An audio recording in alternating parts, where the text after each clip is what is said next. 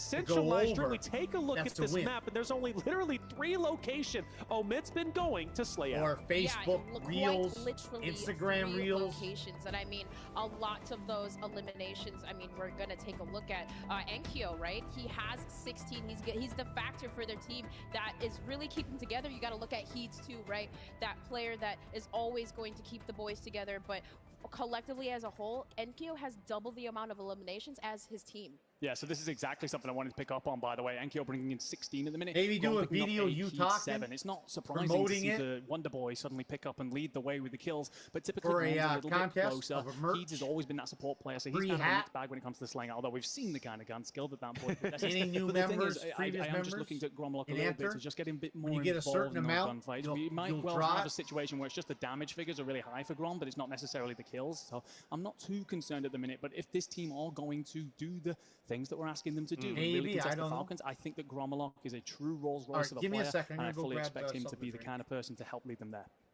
You know what that heat map tells me? What's that?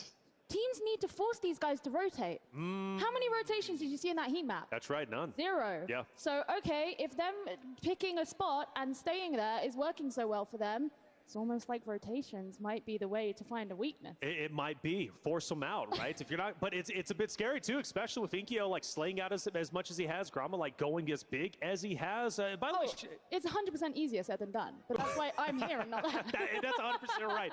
Because we can talk about it, but we can't execute it because we're just not good enough at the game. I can't speak for Dream, of course, but Hey, listen, you guys got to stop piping me up. I haven't been playing as much, all right? I'm here. I'm a little washed. I'm playing. But hey, we're coming in hot next year. Don't you worry. I might start competing. Hey, you heard it here first. You might start competing. I love that. I do. Let's take a look at our highlights for the first 3 maps, specifically the winning moments. I mean, it has been kind of a mixed bag for competitors and winners, I should say. Game number 1 was exciting, though.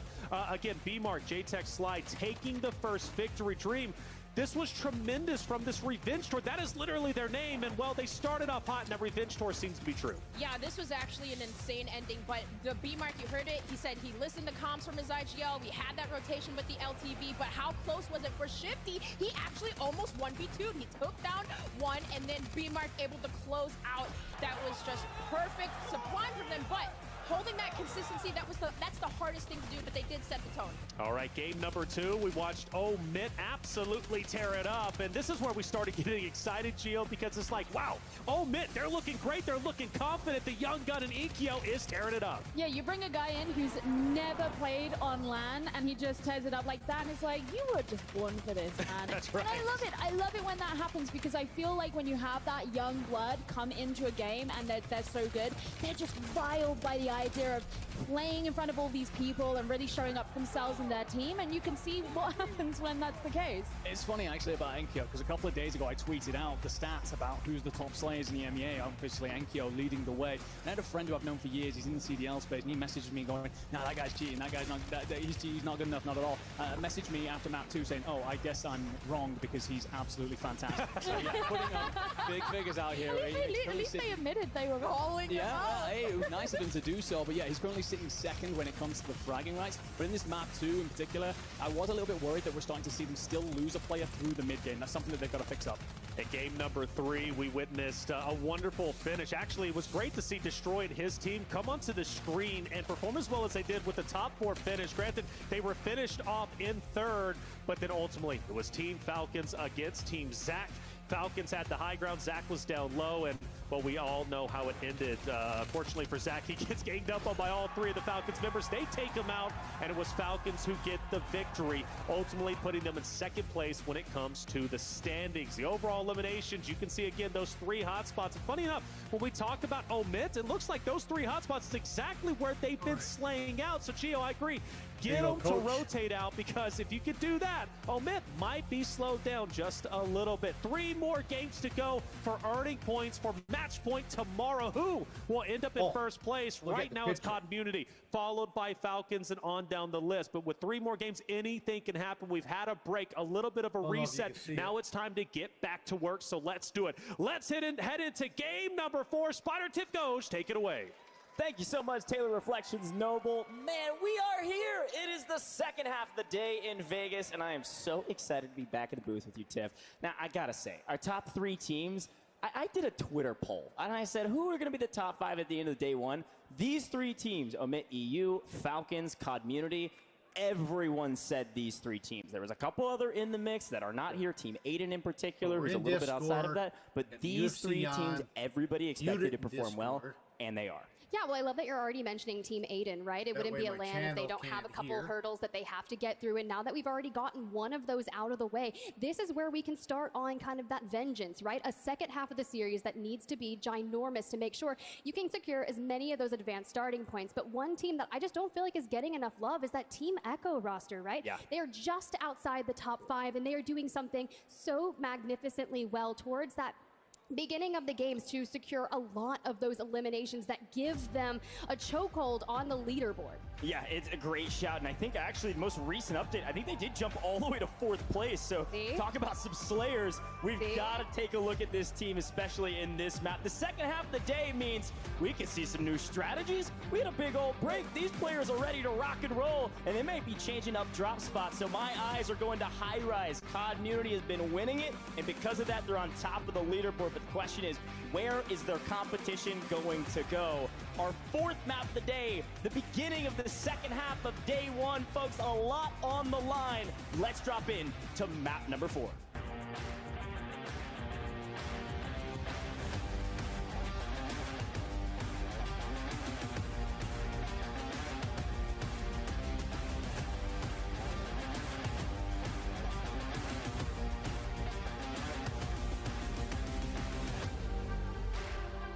Hear me out, Vegas. If your team is not looking so hot right now, now is the time for them to stand up. Show us why you deserve to be as many of those advanced starting points. Take advantage of everything that you can with the remaining 3 games. I want to see a massive win here, but when you see that lane line already slicing through the center of Urzikstan as our teams like Omit EU, number 1 on the map, guys, what do you think of the tournament so far? to Shaheen Manor.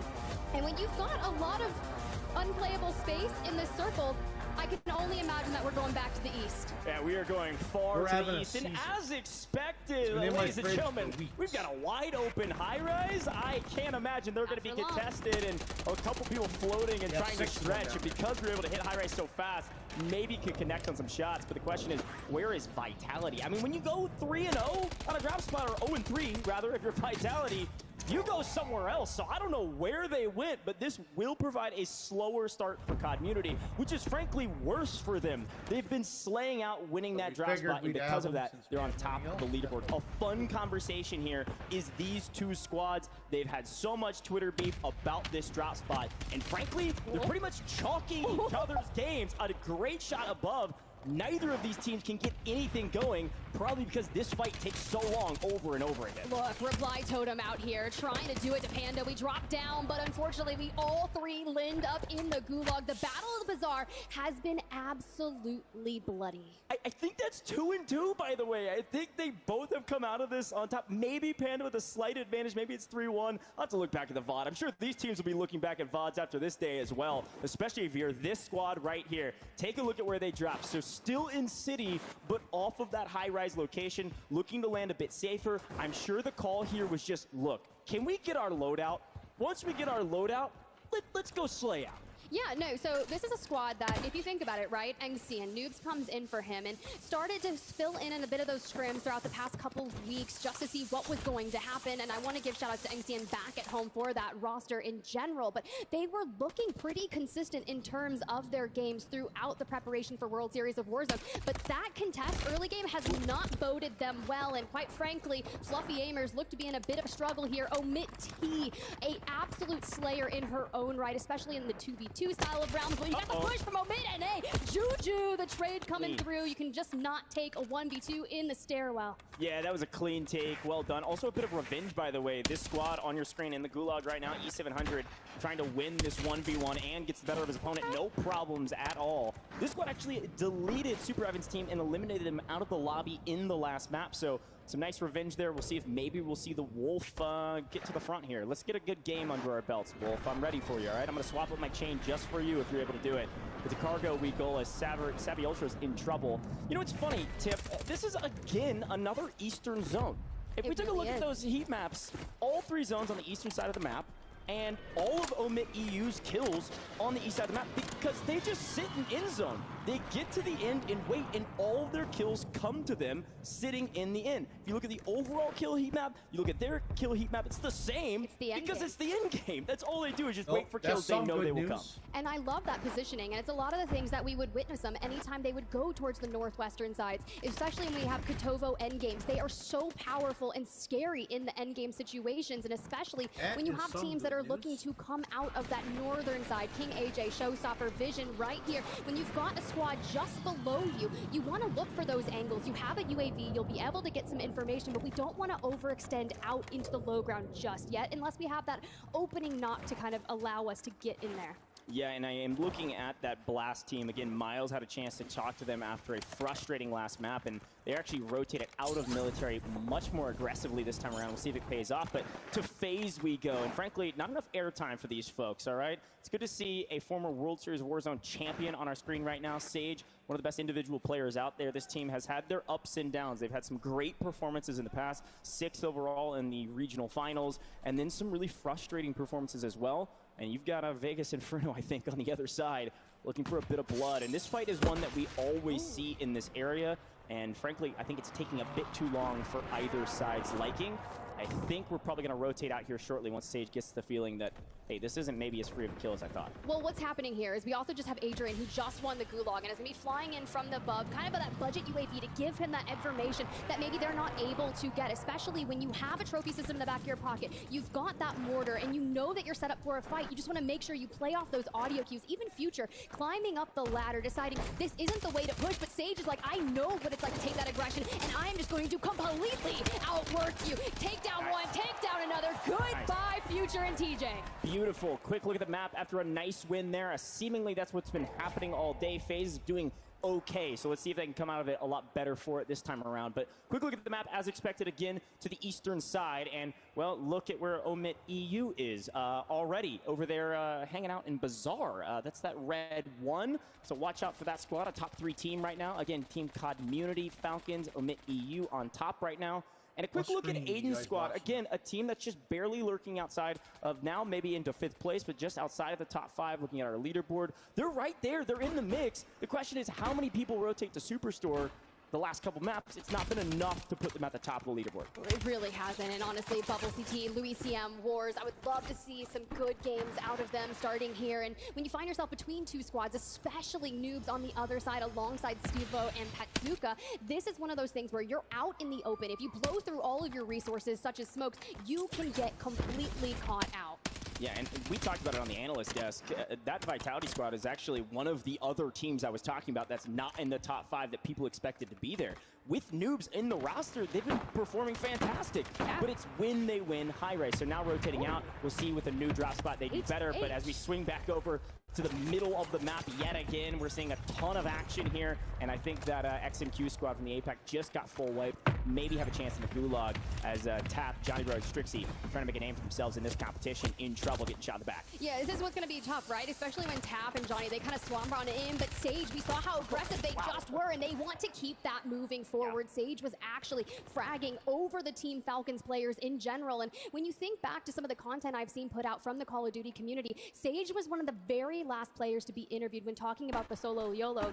He's like, it's me, I'm him, I'm going to win. And now we're starting to warm things up just on day number 1 in this series. Before we get there, I'm so excited to see what Swag, Adrian, and Sage can bring to the table. Sage has already won once. He knows what it takes. Yeah, he definitely knows what it takes. And that FaZe squad was doing okay, like I said before. Pretty mediocre performance, nothing bad. Again, this is day 1. It's not all she wrote, but you could certainly earn some points. So we'll see if maybe they can jump into the top 10 after this map. They've got some nice momentum, but back to some of our top slaying teams, at least in our regional finals. We got boxing this squad on tonight too? hair quiet as well comparatively. We've got to remember that this squad was one of the highest fragging teams across all divisions across the board. A really strong squad who's had a fairly quiet day today, and I wonder if it's because military hasn't been quite as active as they expected it to be. I mean, that flank squad, that blast squad, has rotated out a little bit more aggressively than usual, at least headed further down south to get into the mix, try to change some things up when things aren't going their way as well. But again, a quick look at the circle here, Tiff. Boxing and again, is to the always east, on. LOL. This is looking all too familiar. It really is, but when you think about military base, like you were just mentioning, you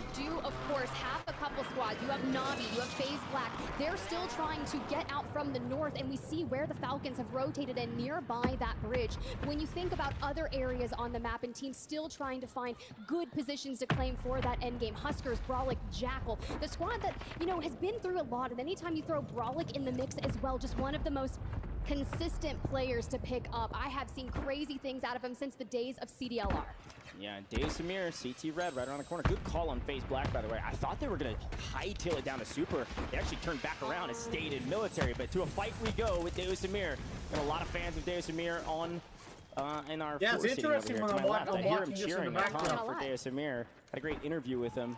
And pretty so interesting far, what they're talking about. A very about. quiet fight right now because you just don't want to make it's the on, first mistake. TNT Sports Z-Dark 1. their Slayer. But right now, slaying nothing but time.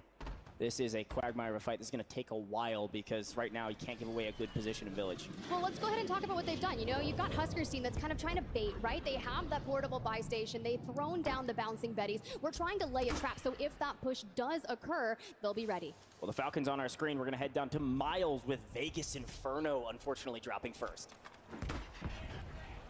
Thanks very much, guys. First and foremost, brother, get the business out of the way. That's for you. Not what you want, but how's things going so far?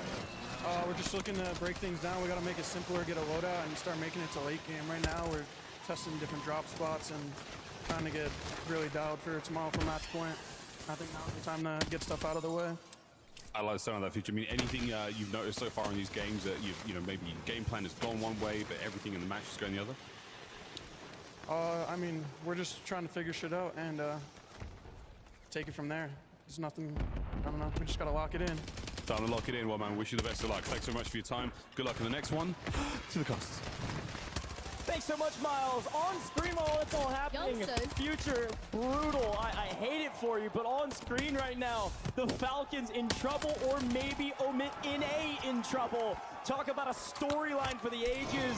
A lot of back and forth between those two teams, with the Falcons able to wipe Omit NA. I think they have a gulag, but to more action we go, as per the usual. We love to see Doggy slay out. This is exactly what we expect from this squad. Hunting the edge of zone. Tip, this is two different stories of the same Warzone game. You have the community team continuing to find kill after kill after kill on the edge of zone. High risk equals reward, at least this time around. Look, I am loving what I'm seeing out of COD-Munity, but the Falcons have been getting on that aggressive nature. You see the overall standings. COD-Munity came into match number 4 above the Falcons, and as it stands, Team Falcons are starting to answer back. But this rotation in from COD-Munity through the south, straight into their next threat. You jump back on over to that FaZe roster. Sage on 4, Adrian on 5. Team Super Evan just in the lines of their sight. The Sage, though, playing this really smart, trying to get across the road, and maybe we invest streaks. Maybe we just send Adrian in from the above like a SEAL Team 6.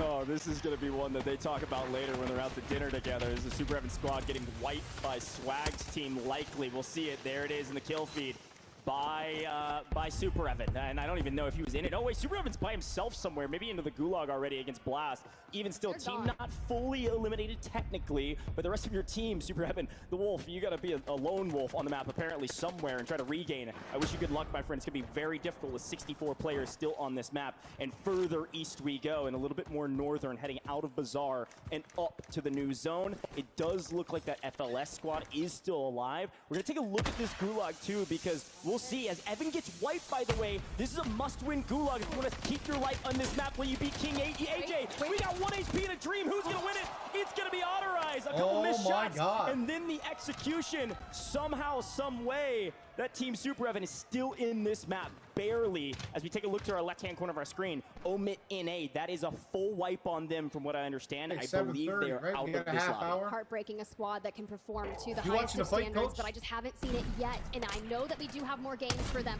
But for that Team COD-Munity, they're still rotating in. We just passed the Bazaar. We're working our way into Farms. If you think about a rotation, we are actually mirroring that Vitality and the Omit EU squad. And the cost of being so far out into the open and neighboring that out of bounds line is kind of scary, because one person just needs to lay wind of you and they will be absolutely able to decimate you. Yeah, this is such a fun fight we're about to see potentially. Could see a third party here, Omit EU. Which we fight? know their game. They get to in-game and then find the kills. Now, they're finding them. Everyone wants to come to this direction, and they go, well, there's nobody here. We're free. There's nobody behind us in this pipe. Oh, sorry. Inkyo, one of our top fraggers today, finding 5, almost 6 in that one, with one of the best spots in farms right now. If it pulls to the south side where they are right now, this will be a win for Omit EU. There's still a lot of ground to make up, and you've got to check your flank. A lot of teams are going to want this spot, but with the signal flare in the sky that they are there, it's going to be a lot more difficult to take. Yeah, look, their ability to predict where this is going, you know they spent a lot of time VOD reviewing and trying to relay that information and grab all of that, but Sage, the hyper-aggressive, we don't get fooled here, and we preemptively start that self-res and get the tap so we can preserve that, and I love what I'm seeing out of them, but keep an eye on squad number 23. They decided to kind of poke just at them, but we start going back up north. Little Mario has to fight someone else, and I couldn't be remiss to say that this squad is going to get involved in this, or we focus on our rotation to get around all of this. I seen Owendo came in second. Picked up Leonard for the LCQs, and Leonard goes, man, I gotta like ask for time off of my day job, and then makes it here to land. Excited to see this team maybe put up some better scores the rest of the day, try to earn some points for tomorrow. But you've got FaZe on the other side, and they are hot right now, and unfortunately for you, I would not want to go up against a hot FaZe team. Yes, they are hot and cold, but when they are hot, this team is dominant. Watch out for Adrian, Sage, and Swag already on pushing probably 15 plus kills. I think just Sage and Adrian together have 13. If Swag has any, this is a fantastic game for FaZe, and it's what they needed to get right back into the mix in top 10. Exactly, and when you're sitting with a 1.4x multiplier and this many eliminations already, and you say, I want the rotation before I want those eliminations, but look who is back, right? Huskers, after taking a lot of damage from that Omit EU roster, is trying to put the pain down on the Sage. Right now I'm watching ultimately falls. Adrian's health's really low. We need the self-res to come through, and we need a clutch by Swag. Swag's always good for a clutch. At least won a tournament, and right now in trouble from multiple angles, and it's not enough. I believe FaZe is out of this lobby with a good game, not the great game they needed. Likely still right probably outside of top 10, but close enough. Huskers out of here. We see Community fully wiped as well. Unrational gone. This is going to open up the door of opportunity for Omit EU, maybe Team Echo, Team Aiden, if they're still in it, to potentially make some moves past Team Community. But look who's on win condition already. Falcons have made the rotation. They love this out of bounds line. We've seen them here before. They got second last time in nearly this identical position. Let's see if they can do it this time. A second, then they go on to win a map, and now we're sitting in the 4th game, and it's going to be really interesting to see. Yes, we looked at the north, but we have to turn our attention towards the south. This is the difference of not taking that ultimate contest at the beginning, right? And look, they've made it to endgame. Their biggest threat is that Omit EU roster that's just ahead of them, and not even that Echo on the other side. Yeah, this is 3rd versus 4th versus wherever this team is, and apparently changing your drop spot worked out. You made it to top 10, big multiplier in hand, a decent amount of kills, but not enough to really write home about. We need to pick up this Echo team in transition. It's going to open up the leaderboard even more. You've got a great spot for it. It's not just because of gas, but they're on out of bounds line. They can't go any further back, at least not that direction. The problem is you've got to pay attention to Omit EU, and they see an opportunity. They're going to make a push. Stuo getting into the mix, trying to find the Frenchman. Will he find one? Yes. Will he find 2? No, he's yet again clutch in a moment, taking down this squad. Now Noobs last alive. Heeds, I doubted you once on that rotation. You proved me wrong, and you are looking so good right now for Noobs, the super sub here, last alive for that roster. But keep an eye out on that western side of the circle. Still 2 teams that are going to be hailing from that side, and Nano currently over from that LATAM, still going in on it. Yeah, big rotation there. You got to watch out. Again, that Echo squad, a top 5 team right now, made it into the top 8. We just saw Navi get eliminated, by the way, off screen. They got about 9th place overall.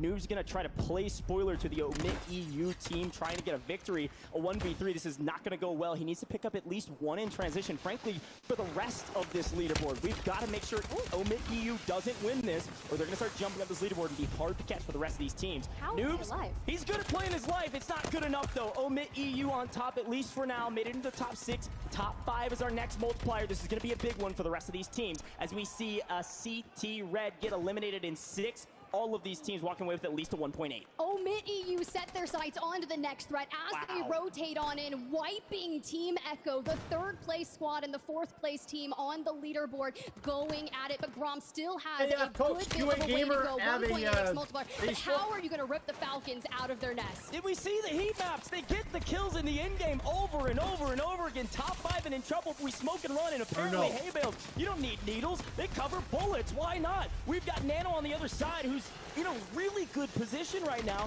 Right now, the Falcons need Nano to somehow play spoiler to this Omit EU squad, so it's not a true 3v3. But look at this zone pull, Tiff, wide out in the open, and this time no LTV around. Ooh, the mobile buy station, the smoke to use it. We want resources for that end game, reuniting alongside Gromalok here. Have some ammo, have some resources, everything that we're going to need for some of these final battles. But we're all just kind of Spider-Man memeing it out, pointing at each other. And what the Falcons have done as well, they wiped their side of the Haven't circle. really been on Facebook since the lockdowns. I'm sure Shifty was talking some smack. I just made a Smoke and Fire TV one. Gets a nice win there. Invite, 3 teams of 3, a true 3v3v3.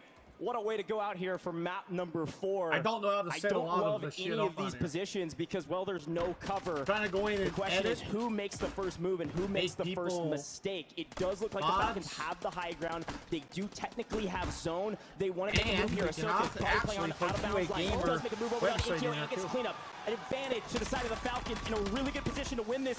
I'm just going to try to find kills off the left-hand side. These are all worth 1.8 votes. These are huge. Now with 2v2v3, the Falcons on high ground. The Falcons likely winning this one. The question is how many kills they pick up in this final fight. Wait, with the PDS play from Heats and Gromalok, and Falcons descend from above straight on to Nano. This is going to come down to the Falcons and Omit EU. Keep an eye on Biffle right now, especially I have my with Gromalok going down to the sights setting. In the sky we go.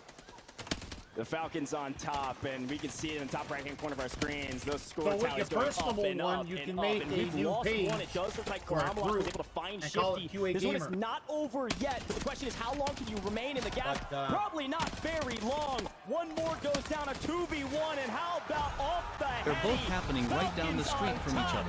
Back to back with the I know. lot to say. That's hilarious. Well done, Falcons. We knew it was going to be happening at some point in this tournament. Apparently, it is right now.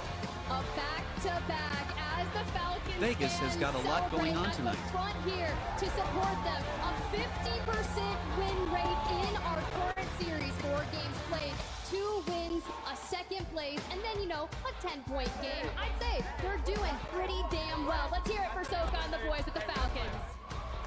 Wow. What a finish from the Falcons yet again. That one, a lot of points, and frankly, I think they wanted that one bad. After losing to Team Revenge at the very beginning, a team that we expected to maybe not do much, Shifty was like, no, we got to run that one back. Got the circle for it. I'm going to send you an invite, celebration. You can join if you want. You don't have to. He didn't need to shoot bodies. He can stand up and point at him. If you ever make a QA gamer one. Very well done from the Falcons yet again to secure the win. This time it helped. They had player advantage. They were able to execute a nearly identical circle, by the way, to map 1, just a hair more south with less cover and no LTVs this time.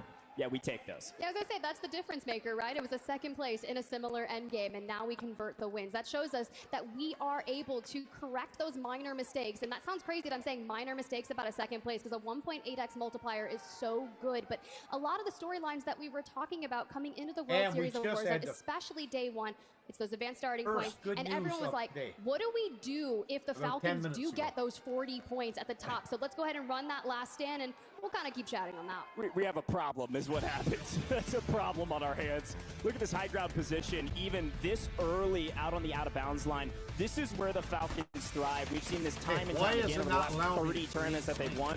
When the map gets wonky, when the circle's cut off, the Falcons thrive, because when people have to think on their feet, they're not able to think fast enough to keep up with the Falcons. I will tip my hat, though, to this Omit EU squad. They had resources in the end to make this one close and make it to top 5. Without the resources in this moment, Tiff, they would have been in dire straits very quickly. A great rotation, able to keep all of their bodies up as well. Pick up a couple kills in the end game. Another solid map from Omit EU. They are living up to the hype. Yeah, but when the I still Falcons, gotta put they pictures get all on that there. space, they preemptively throw that trophy system down and just start roaming. I haven't got nothing done yet. You kind of get sandwiched behind these hay bales over here. Yes, you start that PDS play. You try to prolong it and try to get as many eliminations with 1 point I'm trying to as figure possible. out how but to Nano set is it up. constantly that thorn in their side, putting all of the damage onto them and kind of throwing that rotation for them, which is exactly what they needed to do. But it also allowed the Falcons to just fly on out, spread, and look for those angles. And if we are ripping Grom off the Fucking headies Vegas throughout is popping tonight. that's nasty. Shifty, Inkyo get traded out, so it was a 2v2, and when you're in the gas with losing out on resources and the Falcons get the zone pull, yeah, no chance you're losing that one if you're the Falcons. Very well done yet again, of course, to go back-to-back. Yes, we took a little bit of a break, but they did go back-to-back, and you can see all the fans of the Falcons, Ahsoka's family. I love a chance to meet those guys. They're always hyped for Ahsoka, and well earned, by the way. That team, the Falcons, that are on top by a lot, they've won $300,000 on this map alone. Yeah, talk about a good, a good last couple months for the Falcons boys. I know they're excited. I'm excited for them, and you just think about the history that Soka has been through on his journey in competitive Warzone. How many times have we seen his family show up in the back of his stream, celebrating, hyping him up? That's an environment that just breeds success. Yeah, and we already got a chance to talk to Biffle. I'm sure we'll be talking to one more member of the Falcons, and who knows, you know, the way things go around these parts, we could talk to the third member later. Can we talk about this real quick? Look at this. Nah, that's nasty. I told you, they've earned some money. That chain is nice. We're going to head down to the stage with Miles and Shifty to talk to the second half of the Falcons. Thank you very much, guys. Thank you. Yeah, Shifty, look, back to back. It's starting to feel good. How are you guys feeling? Now we're starting to get going, man, and these guys are fucking horrible. I mean, yeah, these guys, we get to land and they forget how to fucking play. So, you know, we're dealing with a little bit of PC issues, but now we're kicking, we're alive, and it's about to be a fucking bloodbath. That's 3 on the count, folks, but we're almost getting, you know, slowly but surely getting ready to get in the next one. I mean, obviously, you didn't start things off too bad. Second place, the points are still looking good. I mean, it feels like a few minutes ago I spoke to Biffle. Is there anything you're looking forward in the next game? Anything you're looking out for? No, I mean, we're just going to play our game. You know, next game you guys will be talking to Soka because we're going to win again. You know, we want to finish off today strong. We started a little slow, like D was saying. I just told him, let's get our pacing right. I said we're going to come out from the halftime and win another game. So let's just fucking win these next 2. I mean, Falcons on top. Everybody knows we're the team to beat, and these guys are fucking horrible. I don't know if I can add too much more to that. All right, good luck, man. We'll see you in the next one. Take care. It's back to the decks before we get in trouble. Yeah, before we get in trouble. It's getting a little wild up there. Falcons are heating up. They've won 2 out of the 4 games. Mind you, game number 1, they got second place. So they could have won 3 out of the 4, but game number 2, we'll just let that go. I think that was like top 20. But they came back with a vengeance, and they are looking incredible. Falcons truly living up to their namesake. Again, this is their tournament to lose. This is day number 1. The worst case scenario for the competitors is for them to go into match point tomorrow with a 40-point lead, because that puts them 110 points away, which they can reach in just a couple of games. So this is starting to get scary. Let's look at our highlights from game number 4, and man, was it a great game. Dream starting off. Falcons, though, even though they get the game win, they nearly did. Yeah, you know, I stepped away for a second. I had to use a little potty. Came back, and I will tell you this. We came back, and I was surprised to see Omid, and it was Juju taking down Ahsoka. And I screamed, like, both you see, I think, of Shifty as well, but Biffle, he got the cleanup kills, and he was able to save the day for them to secure that win.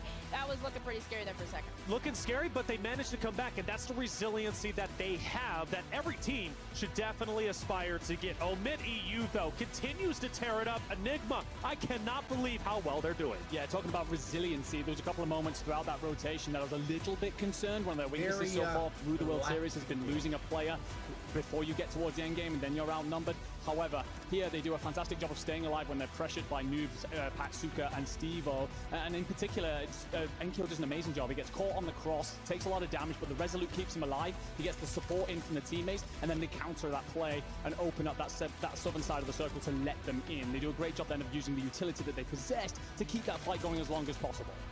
We talk about NA.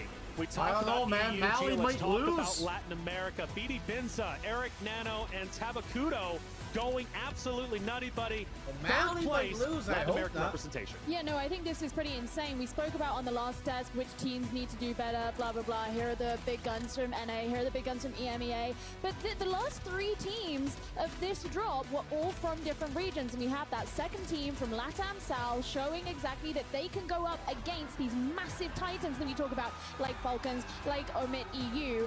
And that's insane. That's something that we really can't overlook. And, you know, they were coming into this drop sitting at 16, so it's kind of like comfortable. You can go up, you can go down, but just a phenomenal finish from them. And it's really interesting as well because a lot of our top teams we see they have like one really prominent fragger, whereas what's on going this on? team we actually have quite a lot of consistency. The 2 Oh, top Liv, how fraggers you on doing? the team How are you? both sitting at the Kill. same number of kills coming into Not much, man. Not much. this Just drop. watching So the COD it's just really impressive tournament, from them. Warfare.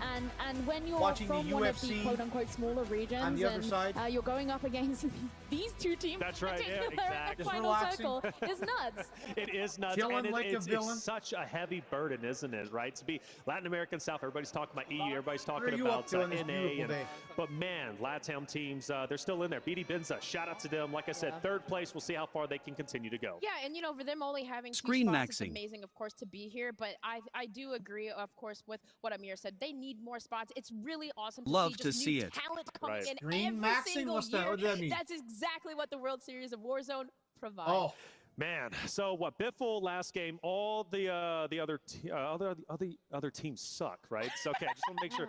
And then Shifty, and I quote, they are terrible. Hey, gotta maintain my job. He can say what he wants. I really can't up here. But they are terrible. What are you doing on this again, day? just letting the competition know what they're about. But even though he says that as a competitor, let me kind of taper that off just a little bit. The teams really are doing very well to challenge that of Team Falcons. Again, I go back to Omit EU, who've just been absolutely stellar.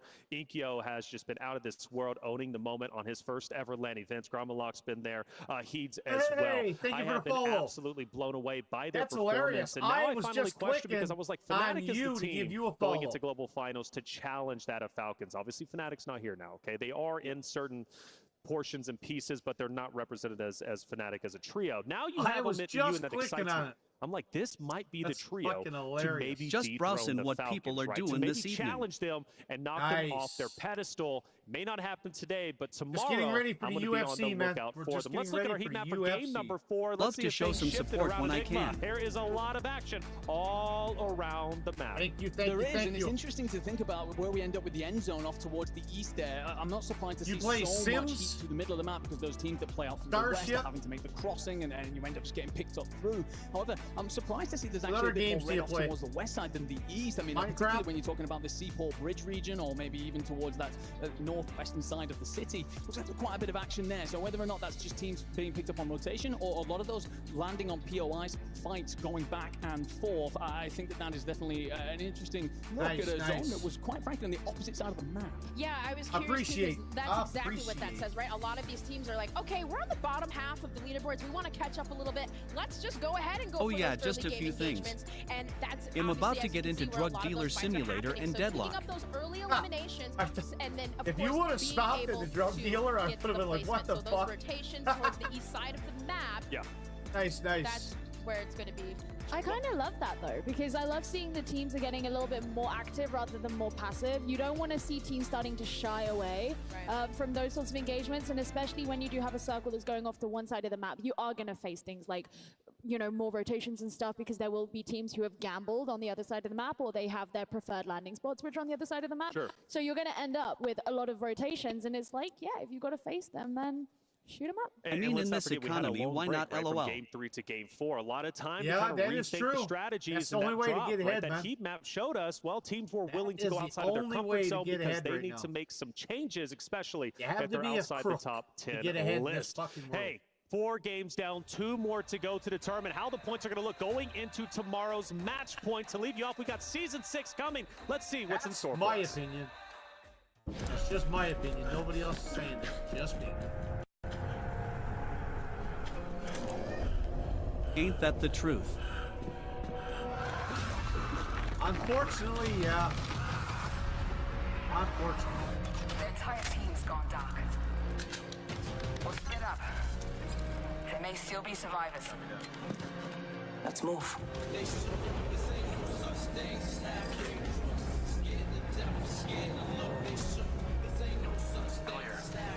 Come camber up. Defrost here. Movement.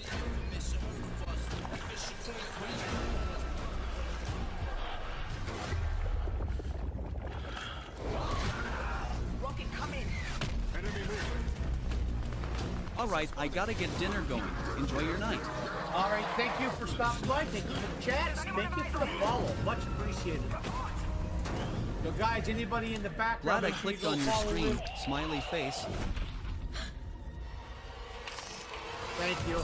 I'll check you out next time you're live. I know you were live 6 hours ago. I'll try to catch you next time.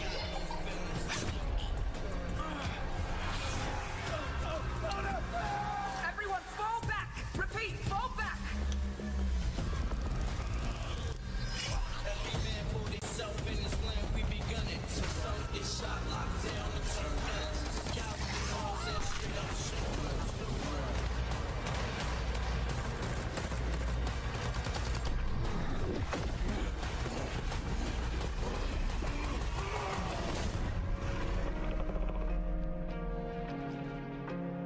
Does anyone read me?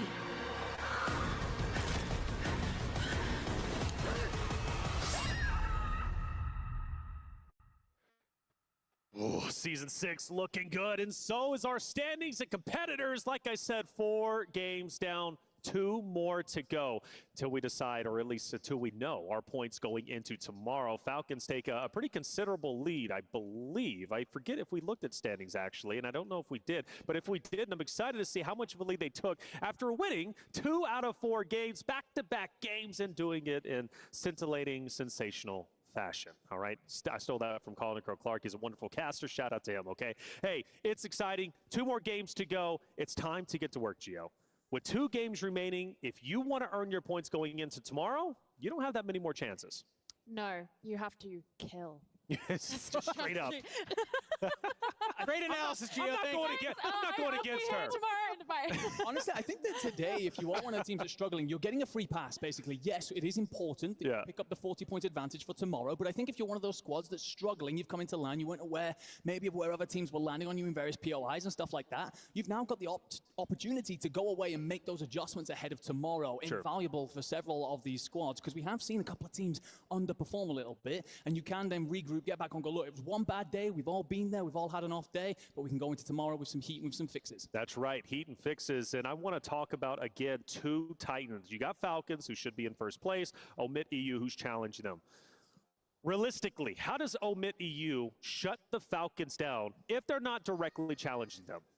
I mean, I think you just got to keep doing what they're doing, honestly. Like, they're playing beautifully so far. Like, yes, the Falcons have gone back-to-back. Sure, they're playing really, really great. But for some of those endgame zones and scenarios, it's a little bit of a 50-50, honestly. And sometimes you just make the best of whatever read you try and make. I think Omit EU, the one thing they can do is really tighten it on up. I think they are getting maybe a little bit too aggressive in those end zones and really starting to fly towards maybe fights they don't actually have to take. Really kind of focus on those placement points that you're able to snag, right? Get those eliminations that you need, and then just kind of slow it down a little bit, really lock it on in, because they're a team that if they get to be one of those final few remaining 3, they can easily put themselves in a position to win a game and not let the Falcons potentially go for a hat trick. Yeah, honestly as well, I agree with Dandra on this, of course, because you've been talking a lot about, but I genuinely think that they're playing fantastic Warzone. Guys, we're stuck at 178. They've been in what would have been considered the power position in the second to last circle, and then it's pulled directly away from them. They're having to traverse over terrain that's usually held down, covered, etc. I mean, even on that circle there in the last game that we just had,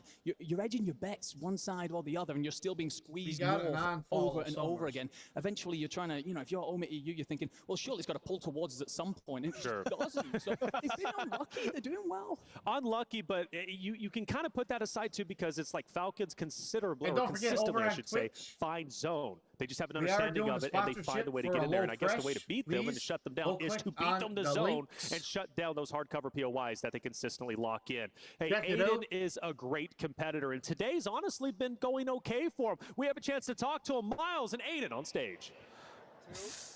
Thank you very much, guys. Yeah, I'm here with Aiden, man. 5th place so far. Squad's going all right. I've actually got all the boys are here. We're all headphones off, ready to go. How are we feeling? I'm feeling great, man. I hope everyone, that's watching is having a good time, and you guys make this event possible. So I'm having a great time. And you have got the loudest fans in the venue by far. How's that going? Hey, let me hear some noise, man. Let's go!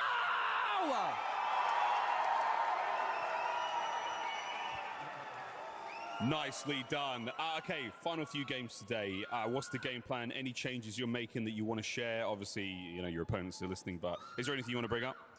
I think we're going to keep everything the same. I think, just be a little bit more disciplined. Like that last game, I made a little mistake, and it just set us back. So just making sure we're staying disciplined, and we're just going to stick to our plan. Sounds good to me. Guys, thank you so much for your time. Obviously, you're shooting, the firing range is getting up right now. Any final words to some of the fans, the folks at home, even your opponents? Yeah, I mean, Team Falcons is doing great. Biffle's sitting right next to me, but he smells like shit. So, yeah, keep it up, Biffle. It's back to the desk. I don't know how Miles does it, but Miles is getting some spicy responses out there from the competitors. I guess I have to avoid Biffle at this point in time if he smells like that, and maybe that's the reason why he's thinking about retiring. I don't know. It's getting spicy out there. Hey, check. No, come on, I love Biffle. Then why you gotta laugh like? Because now what if he's just going straight DJ mode, and that's why he's shooting nukes? Hey, he hasn't showered in weeks. He hasn't showered in weeks, and maybe that's a superstition. People like special socks. Some people like special controllers. For him, maybe he just likes to not take a shower, and the funk is what gets him the win. I wouldn't play good if I was sitting next to him and he smelled that bad. Honestly, not 100% sure what to say about that. It's okay. What I will say is that there's a reason, by the way, that we don't do listen-ins very much with Biffle, Soka, and Shifty. They do talk some weird smack, and, I'm all for it. They're very confident gentlemen. However, there was a couple of moments in there where even Miles was a bit like, what's going on? So, but the confidence is always key with them. They're absolutely, we've been around them. You feel more confident after a conversation with them because of the belief that they have in themselves. So, as a trio, doing exactly what we expected. Talk about, if it bleeds, it can be killed. Well, they stem that bleeding pretty quickly. There was, I forget who it was on the Falcons, but we tweeted it out from _esports, and it was who's the most overrated player competing in the global finals, and one of the Falcons players said it was Aiden. So maybe that's why there's a little bad blood there. 5th place, not bad. We actually haven't had a chance to really see them too much on stream, on broadcast, but make no mistake, they're absolutely there. They're slaying out. They're a great team. Throughout the qualifiers, they were great. You look at certain teams, and I said it through the roadmap, there were certain teams that took 3 chances, 3 stages to get to the finals. There were some that took up to 6. Aiden was one of those that took 3.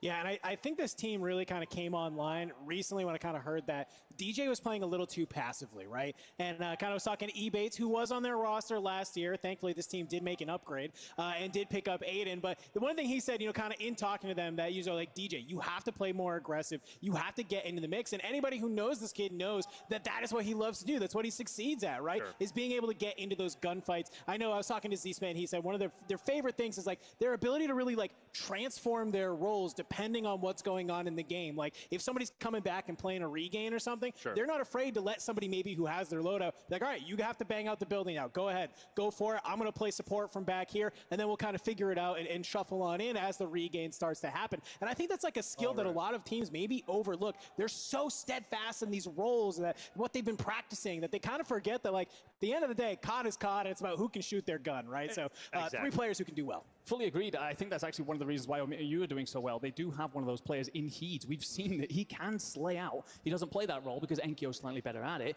But if Enkyo goes down, he's more than happy to take part in that. I mean, we saw some, quite frankly, disgusting situations through this week, as well as earlier on today. So, they do have that player that's able to fill in the gaps. It's an important thing, and I absolutely love the call out from Danjo. Yeah, Gio, roles are important when it comes to BRs, right? But at the end of the day, you have to be a flexible player, all-around player, if you want to be successful, because there's only 3 of you. At certain points, you're going to be the last one standing. I would argue that the IGL obviously needs to be solid, needs to be impactful, and calling the action whether he or she is alive or dead. but you have to be an all-around player. That's what's going to find you success. Well, I think the really interesting thing about BRs like Warzone is that you don't have the same win condition every game. You know, you play like a attack shooter, for example, and the chances are every single game you have the same win condition. You know exactly what you're doing. That isn't the same here. You don't even have the same goal in every single game. You don't know where the final circle is going to be. You don't know what rotations you're going to have to make. You don't know who you're going to come up against. It's hard. And so you need to be able to have that adaptability in order to completely change what you're going to do on the fly, and that includes the skill set that you have. If all you have is your ability to, let's say, cool, and your other two teammates have gone down, what are you going to do if you can't shoot a gun? You know, that's not an option. You're not on this stage, that's for damn sure. Well, without a doubt. I mean, this is the best in the world when you talk about the best 120 players, the best 40. And speaking of some of the best 3 who made an impact throughout the first 3 games was Doggy and Rational and Scum. And obviously, I'm talking about COD and Unity. We've been putting a lot of highlights on Falcons. We've been talking about Omit EU. But now, again, let's come back to COD and Unity as we look at their highlights. This roster fought tooth and nail to make it to the stage. Dandro, talk to me about their route last year. They didn't make it to global finals. They're here now, and they're making the most of it. Yeah, lots of fun controversy with this team, with Scum and Unrational. You kind of had some stuff with Husker, some team changes. Hey, it's all in the past. You don't need to worry about it. But are you watching this? They pick up Donkey, and they actually form a real trio. Even before we had this whole, kind of timing of World Series Warzone and needing to put a team together, this was a trio that was already playing together. I love it. And Dongy, especially just as a player, is kind of a really cool story, right? Nobody really knew who he was. You heard Hector kind of say everybody thought he was yacked up last year. And he's able to come on and prove he has a name. And then in that offseason, start playing with Unrational a ton. So when it comes time for Unrational to pick a third alongside Scum and to play in a tournament like this, it's a no-brainer question. It's just automatically able to come on through. So I like that this team has been here. They've been a little bit lackluster through the middle of the year, but now here where it matters, they are showing up. Yeah, absolutely. But moving on to the Omit EU and where they're picking up their kills through drops 1 to 3. You and watching honestly, this, man? It's unsurprising to see them command a lot of that eastern side of the map. They know it so intimately. It's exactly where they want to play around mana. They do have alternate drop spots. However, as soon as we start to get a lot of those zone pulls out towards the east, and we have so far through this tournament, they feel extremely comfortable. So they're putting on here. I want something new as far as the circles go. Huh? Yeah, something new. Something new. Well, hey, it looks like game number 5 is nearly there. So just a little bit more. We're refilling that lobby up. I love that we talked about Dongy. Obviously is one of those players that we didn't know. Well, we knew a lot about, but we didn't expect a lot from. But now he's proved himself. And I think, again, that goes back to the old conversation of changing of the old guard to the new guard. And, well, Dongy is that. Inkyo is another parallel to Dongy in a way that Inkyo, a lot of questions. How good would he be? Online, he was phenomenal. How would he perform on land, especially on the global stage? Well, clearly he's been absolutely out of this world.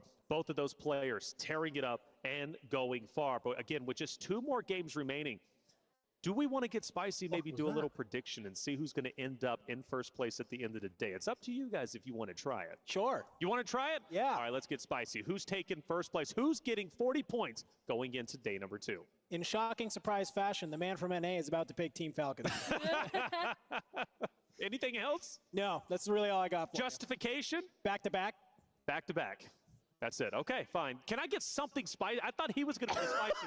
Honestly, no, I'm good. I'm not going to go with Falcons because I think that is not spicy at all. Honestly, there's a team that's kind of riding under the radar right now that's picking up a lot more kills than I expected them to do, and I think could really pop off in these last 2 games, and that is going to be Team Echo. I think that Echo Prodigy, Oki team, they do have Superstar Slayers on there, and I think that we're starting to see them really fix a couple of things that I was worried about when we came into LAN. And that is a squad that could find 2 massive maps here and begin to contest the Falcons. Okay. I don't want to pick Falcons because I don't want everyone to have the same. So I'm going to go ahead and say Team Community because they still have the player who has the highest number of kills. They're still just beating out Enkyo in that.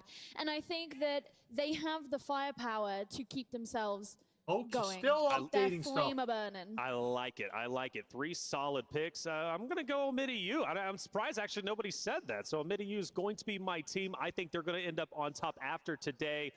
At the end of the day, Falcons, right? I mean, they're absolutely. Hey, what? I'm trying to be spicy. We're all thinking it. Well, you got to think it. Falcons, they're that great. But I mean, even though Falcons are still in the spotlight as they typically do, today has been incredible for seeing so many other rosters shine where we might not have expected them to be. And even FIFA, you go back to them. Now, granted, they've dropped down a little bit, but they started off the day hot and heavy. And that gives me great faith that going into tomorrow, regardless of the bonus points that they're going to have, too, right? they can make a big impact. They can win games, and they can go the distance. So FIFA, he's been a big surprise today, along with his rosters of Jukies and Lennon. But at the end of the day, again, so many surprises, even though Falcons have been dominating. I think the really nice thing about Team That's a FIFA Kill is that they've still hologram. been quite consistent, which was not what we saw in the qualifiers coming in. They were really, really up and down for that. right. So even if they're not necessarily in the top 3 right now, they're still doing pretty well. They're in 11th currently. Okay.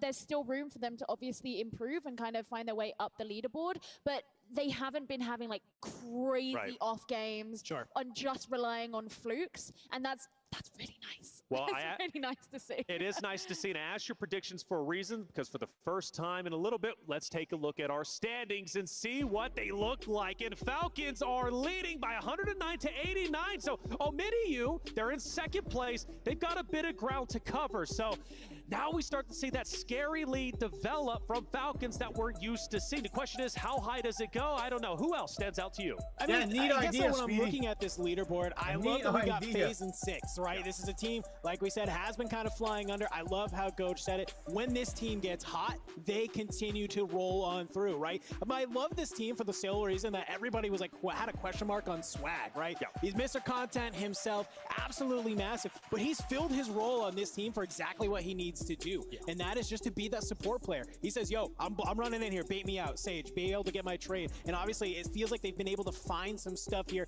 37 eliminations, currently sitting at 50.6 points. Now, we keep talking about bonus points and advantage points going into day number 2, and just to clarify, by the way, everybody on that list, all the teams in top 10 will at least be walking away with 20 points minimal going into tomorrow. So they only need 130 points to reach that threshold of 150. Now, if you go up from there, 6th through 10th, that's 20. Now, 2nd through 5th, in my opinion, is the sweet spot, because that's where you're getting 30 points. Granted, you'll be 10 points behind that of first place, but you're still in a great spot. 120 points for tomorrow is going to put you in a big advantage, especially considering 21 on down is only walking away of like 10. And then if you're 30th or 40 at the bottom 10, you don't get any bonus points. Why so are you bother showing up? But that's the question. Your plane ride is going to be a bit sad, because top 20 get paid. That's all that gets paid out of every team, right? So you want to make sure you're at least up top 20. Yeah, if you're below that, then any losses that you have in Vegas is going to be out of your own pocket. Hey, look, I mean, whatever the players get up to after the event on Sunday is totally up to them. I'm going to wrap back very quickly to that leaderboard that we had in front of us and talk about a team that's actually surprising a little bit here, and that is going to be CT Red. Dog, Amia, Castillo, last year they were 4th, if I remember correctly. Absolutely phenomenal trio that have been solid throughout periods of Urzikstan, but really fallen off throughout the second half of this year. So to see them suddenly turn up online and put on like this, we saw Amir talk earlier, you know, he's got an incredible fan base, an incredible group of friends, but also an incredible group of players as well, really putting on here. Absolutely. Well, let's take a look. We looked at standings overall. I want to see elimination leaderboard. Where do this individuals playing today currently sit? Because that is truly the tell of the stories. We look at Dongi, and we've been talking about him all day, and it's so funny because Ikeo is just below him. Those two star-studded players have truly owned the moment today, but when we think about Falcons, well, you got Shifty in 3rd, you got Biffle in 4th, you got Hisoka in 6th. No surprise that they're currently where they sit. Going down the list, though, I see Aiden, Scum, and Bramalok, right? Some familiar faces, big names. Any surprises to you? I'm looking at Echo in 5th, and the only reason this is surprising is because he's supposedly like the IGL for his team, right? He's the one trying to call the shots and trying to be able to lead the team where it goes. So to have him be at the top, not something that we don't see, right? Soka's on this board, literally one below him, but it's just not characteristic for the role that that player normally is playing. So while I love that Echo's up there, I would much rather see, you know, Prodigy and Oki right along there with him to kind of have that team be near at the top. So I love that Echo's there, but I'm waiting for the teammates to join him. No, I fully totally agree with that call. I think that the call with Echo is spot on because he is that IGL. He tends to play a bit more back, but clearly the one thing that they feel very strongly as a trio is that they get involved in those team fights together, and clearly he's being a big part of those. I think looking at that board in particular, I asked earlier for Gromlock to step it up a bit and be a bit more a part of the conversation, not just lean too much on Enkyo. Right. He's doing that by breaking into the top 10. Well, again, it goes back to our points of roles, and you do have your IGL roles, but at the end of the day, you have to be able to shoot your gun. As Gio said, what's the best role that you could play? Well, just get kills, right? Go out there and slay out. I'm available for coaching. There you go. Hey, she's available for coaching if you need. Amir getting everybody hyped up. Love this roster. They've been performing well today. Passionate group of individuals. Amir, a content creator, but also a competitor at heart, and the crowd loves this trio. We'll see how far they can continue to go, and I'm sure chat has been loving watch each and every one of them. Going back, though, to the role discussion, when you think about IGLs, at the end of the day, they're going to have to be able to shoot straight and slay out. Depending on positioning, you look at Hisoka, right, who's being that IGL. Because Falcons are setting up so early on, he's able to just frag out. I mean, because he doesn't have to focus on rotations as heavily because they're rotating early on and at times getting it for free. So your IGL then is freed up to be able to slay out whenever he needs to. Yeah, I mean, when we kind of look at that team, it's really a perfect trifecta, right? A perfect storm. I mentioned it earlier, but I kind of want to talk a little bit more in depth in it because I recently had a kind of a nice little sit-down chat with Shifty, and he kind of broke it all down for me. And he truly believes all three of those players are the best player for that role, and that is why they're so dominant. It's not that they have one person who's an absolute superstar in carrying the team. It's that Shifty believes that he can outgun anyone in this lobby, and for a good reason, right? We've seen it time and time again. And then when you have Biffle, you're kind of the number one support. You want Biffle to just basically turn off his brain and L1R1, as they like to say, right? He doesn't want to have to think about where to go or what to do. He just has to listen to his two buddies. And when you got Soka in the back pocket, who yet again also could probably gun anyone in the game, but also just has a really good mind for the game, it just creates this sort of trifecta. It's really, really hard to beat. It's a great trifecta. I mean, it's been proven 30 out of 30 odd tournaments that they've been able to win when it comes to this title. Again, you have Biffle, Shifty returning as the global champions, rolling into EWC. They end up winning that. Then granted, a little bit closer than we're used to seeing, and now they return to Hollow Grounds here in the World Series Warzone Global Finals in 2024 in Vegas, and they're looking to become champions once again. And, you know, something we really haven't hit on too much is that Dynasty conversation, all right? Talking about Dynasty, we did mention it in the beginning. I know Dream touched on it. We've seen Dynasties in the past in multiplayer. We've seen Dynasties in the past in various other games. But we haven't seen a Dynasty in Warzone. Maybe TBE, but they weren't necessarily a Dynasty, but they were an incredible team. But I think at this point in time, with the competition at its peak, you know, and growing each and every year, for Falcons to perform as well as they're doing, Enigma, is just something special. Yeah, absolutely. I mean, there's a lot of people that kind of come on the timeline and talk a little bit about being bored about it. We should enjoy these glory days because of the sheer dominance. It just comes from how damn good they are. That's right. And also, we always talk about dynasties in the past. It won't be long before we're talking about them as like, well, they were a great trio back then. We're on to someone new now. I think that TBE were a dynasty, but this is a whole different level of competition. We've evolved in the space. So be able to put on now, it's, you know, you look at various other games and you get dynasties in the early days, sure, that run over, but once teams start to pick up, more people come into the space, that is not an easy thing to do, but yet the Falcons are managing to deliver. I will say, though, they do have to win this event to be a dynasty, otherwise all the talk is... You have to win this event. It's imperative they win this event. If they do not, the question of Biffle retiring, does he still retire? Does he want to get back up to his glory days? Obviously, will they ever become in the conversation once again to be a dynasty roster? I don't know. I mean, they're still an incredible team. They will always be an incredible team, but a dynasty, you only cement that by winning this event and doing so in the fashion that only Falcons can do. Game number 4 is obviously done. 2 more games to go. We're going to take a quick break. When we come back, Game 5 coming your way.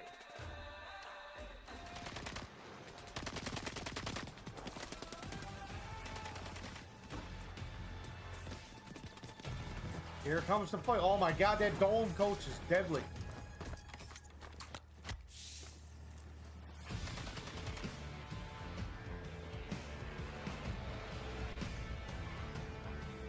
Here we go. Wow. I can't get it over. I can't get over it. That's amazing.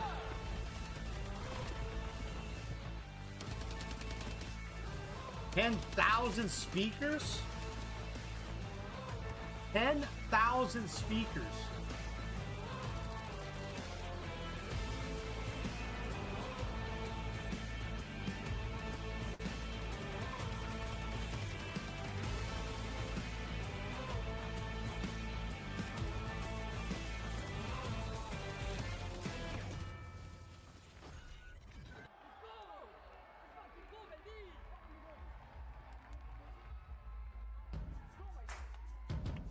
All right, so we got the new Facebook group made.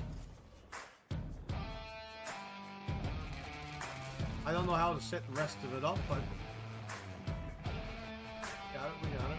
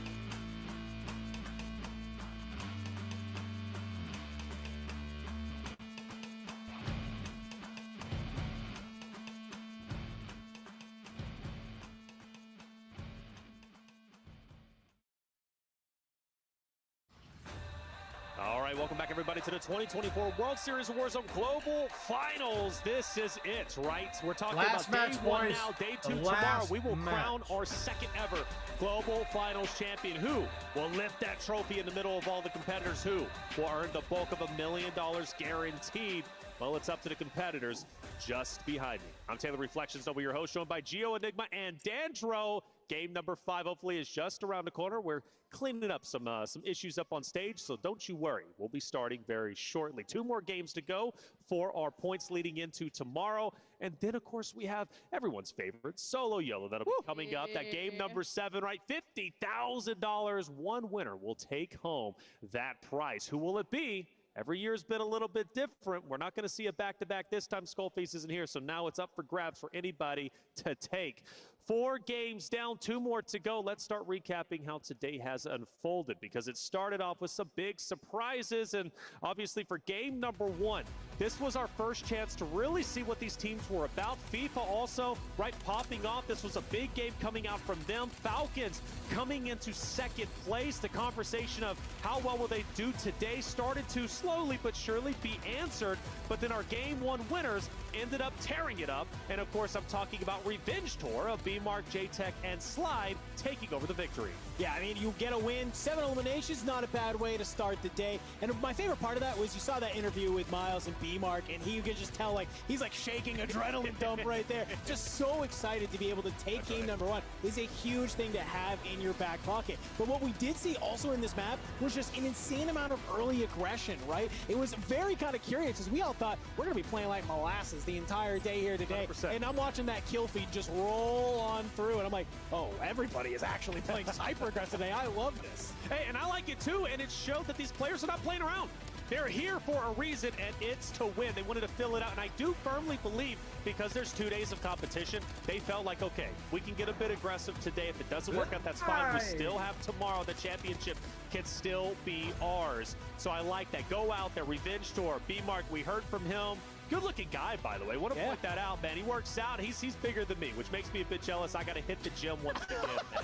But B-Mark, hey, you keep tearing it up alongside that of Slide and J-Tech. We'll see how far they can continue to go. Drop 2, though, was just as fast as drop number 1. And, well, FLS, they came out, and they did have a bit of a difficult run, but they ended up coming up and taking out Falcons. This was the game that Falcons ended up finishing up in top 20, their worst game of the day. Yeah, absolutely. I think we're all a bit stunned by that, including the crowd. And after all, they don't see those kind of games. I think it was like a 9-pointer, and I think Diff brought it up at one point. I can't remember the last time they ever had less than double digits. That's right. And in the way they were eliminated as well, I thought that Cloud have some GUI FLS. I thought they did a great job there. GUI in particular, he's usually their sniper player, and he got kind of surrounded by the Falcons players, stayed alive long enough to get the support in from his teammates, and end up bringing the Falcons down. No doubt, Falcons thought they had that gunfight won, pushed up on it, and ended up just getting absolutely smoked. And Dandro, this was the game I was talking to you offline while the game was actually taking place. COD Immunity on Rational Scum and Dongi. How well would they be able to do? One of the things they do very well is get eliminations, but they don't get placements. But this game, they actually did fairly well. No, that was kind of the start of where I put a little faith in them, right? Sure. This is what we've seen sort of leading up to the global finals was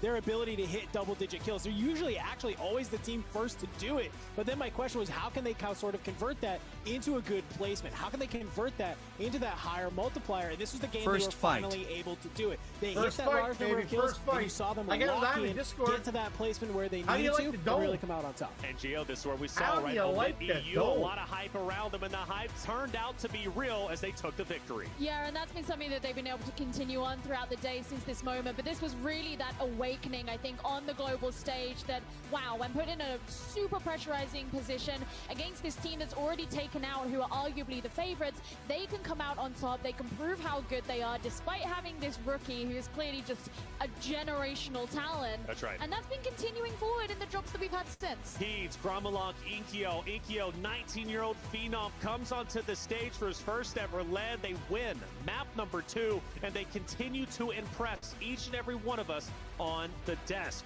Boot into game number 3. This was a fun one. Falcons return after a lackluster 20th place. We mentioned those double digits. They finished below that. But game 3 was all them. And it started, Enigma, in zone number 6, where they ended up rotating in with 21 players still remaining. 21 teams, I should say, still remaining.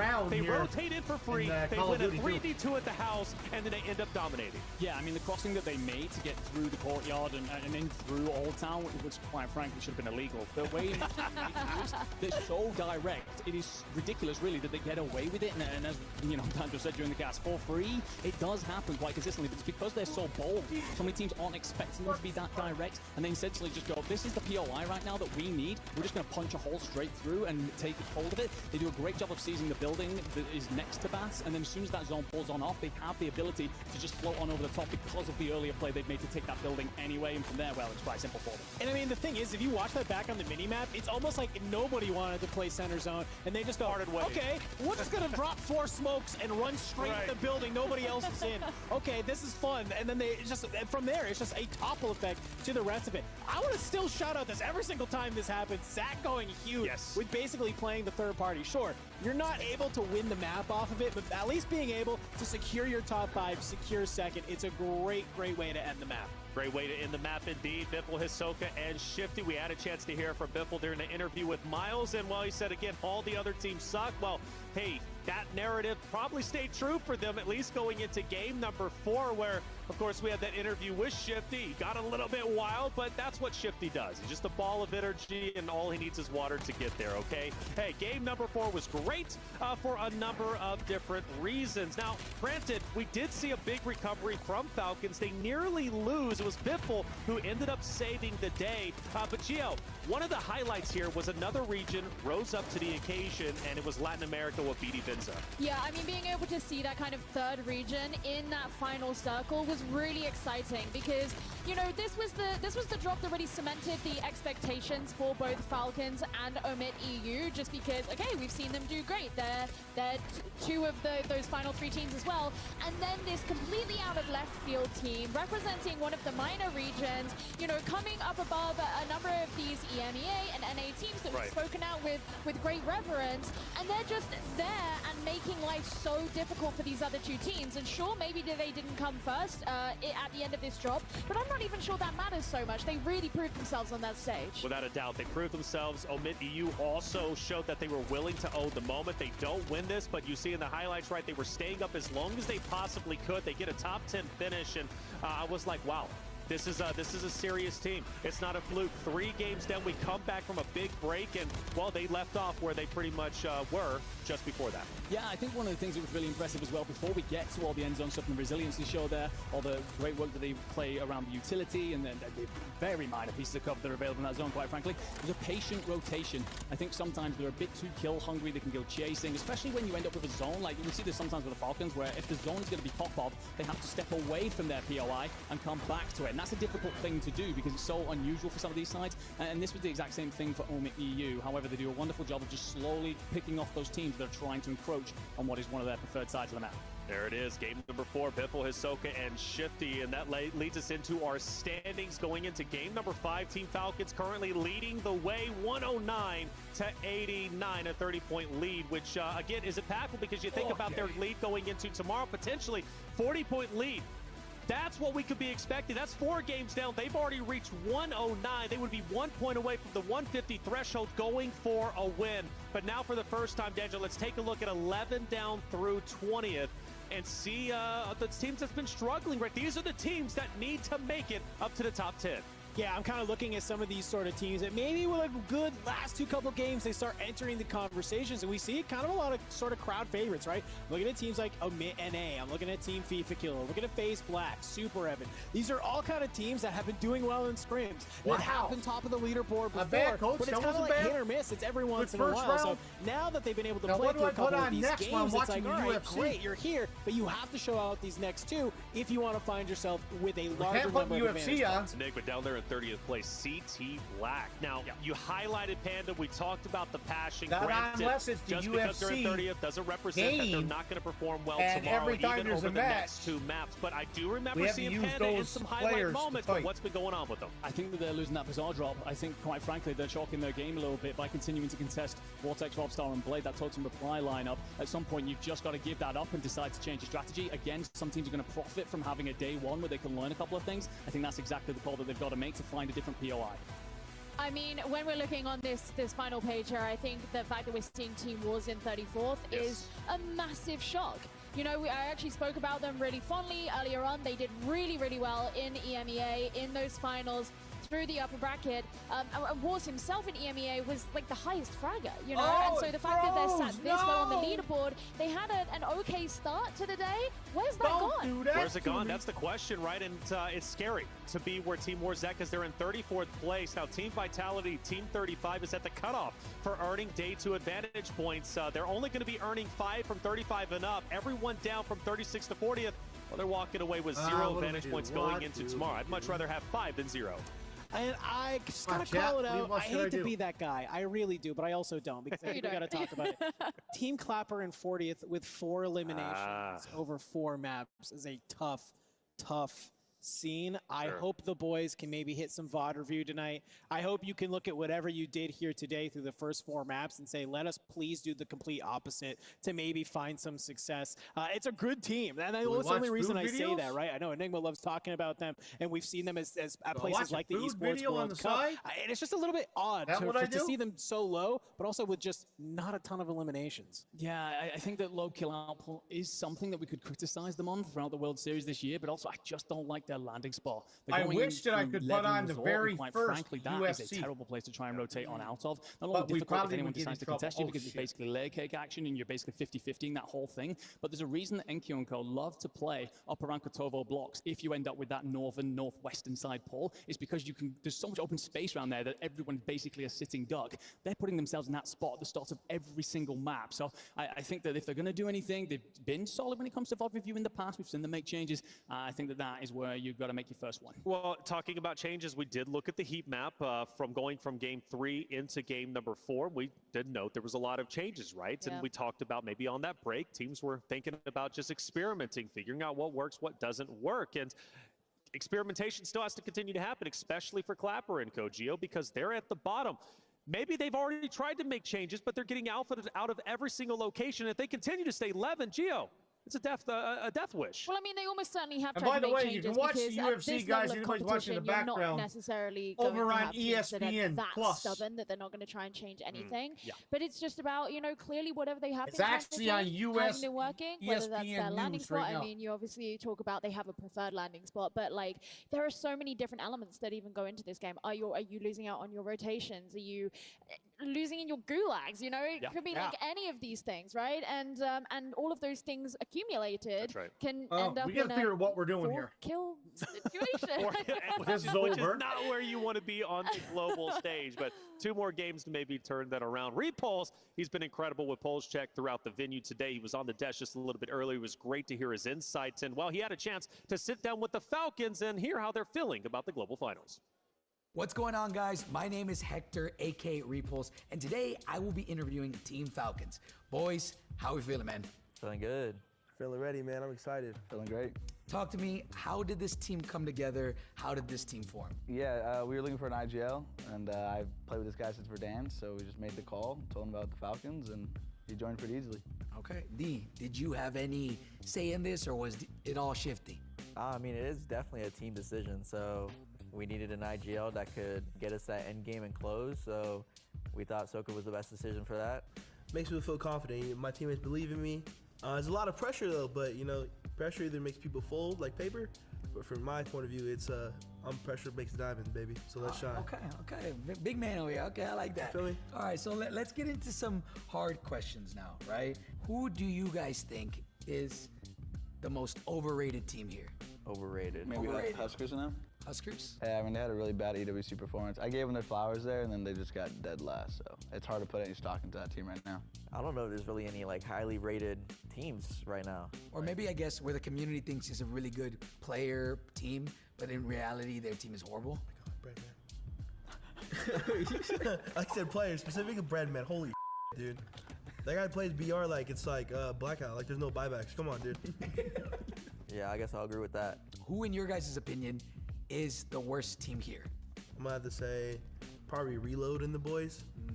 I don't know about those guys, man. They just Onliners? They're onliners. They're like bedroom cheaters. So D, who do you think is getting dead last? I don't know, maybe like FIFA?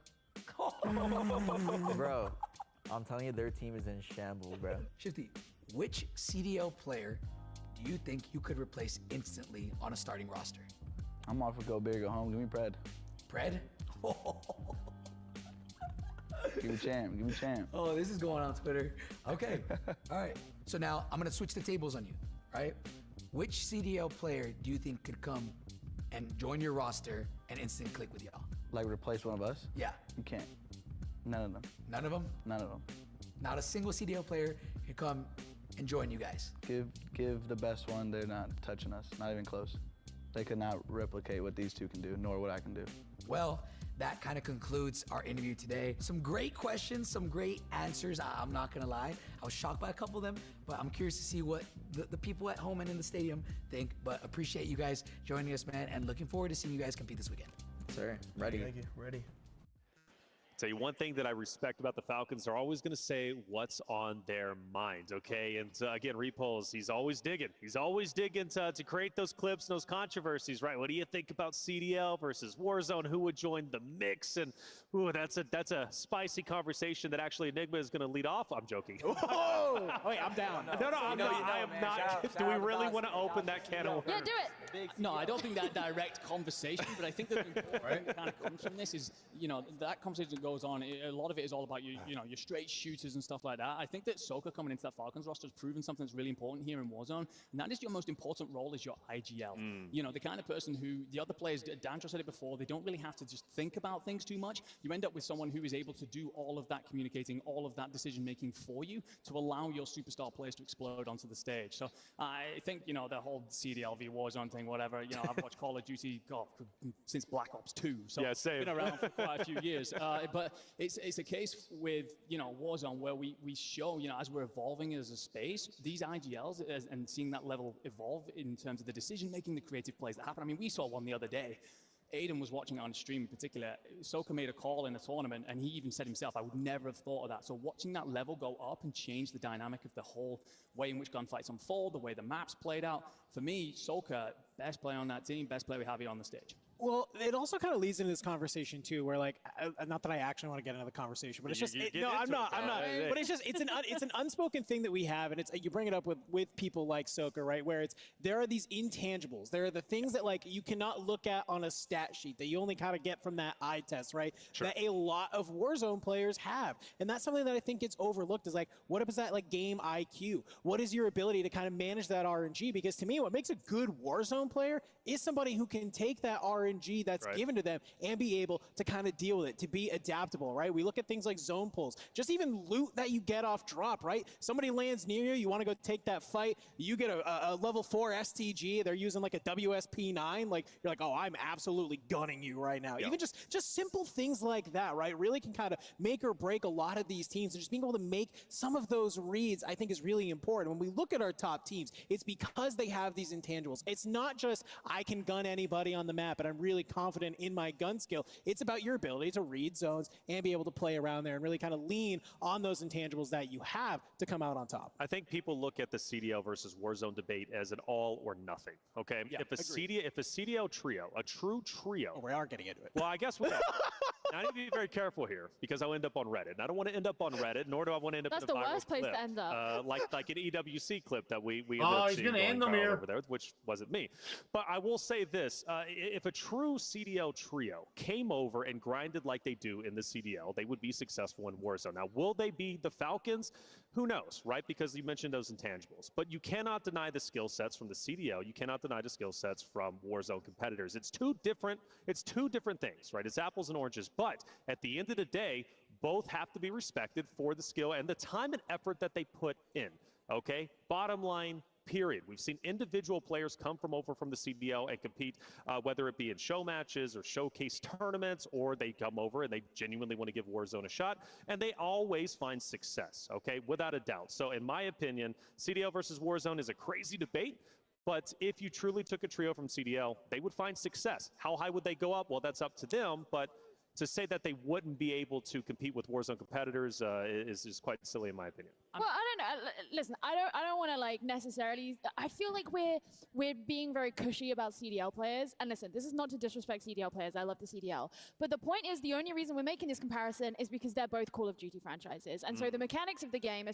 like literally like how guns fire, how the physics works are similar, but they are fundamentally two very different games. Every single player who's come from traditional Call of Duty and gone into Warzone, and you can even make this comparison in other like shooters, who like players who go into whatever BR, have to learn that game. They have to learn how to play that game, how that game works. You do not automatically have the Warzone EXE in your head just because you're experiencing Call of Duty. It doesn't work that way. And so, yes, the skill set in terms of understanding how the mechanics and the physics of the game works, yeah, that's going to be inbuilt there. But I don't think we need to sit here and start giving respect to CDL players who aren't even here when the best players in the world of Warzone are sat right behind us and they're showing us why they're on that stage. They're on that stage for a reason, right? Because they're the best when it comes to Warzone. And this is the World Series of Warzone Global Finals 2024. Let's hop off that subject because it's a spicy one. I agree. I didn't want to start it, but listen, we've been talking for quite a long time up there, and we do appreciate your patience, by the way. Not only the audience, but also out there in the Twitch chat, YouTube, wherever they both wanted to win. You are watching. It seems as if 100%, coach. Should I say it? Is it right around the corner? It's you called me out for that. Game number 5 might be right Wasn't around the corner. Bad of an and if opener. it is, I'm excited to get these final 2 games going because it's going to be exciting.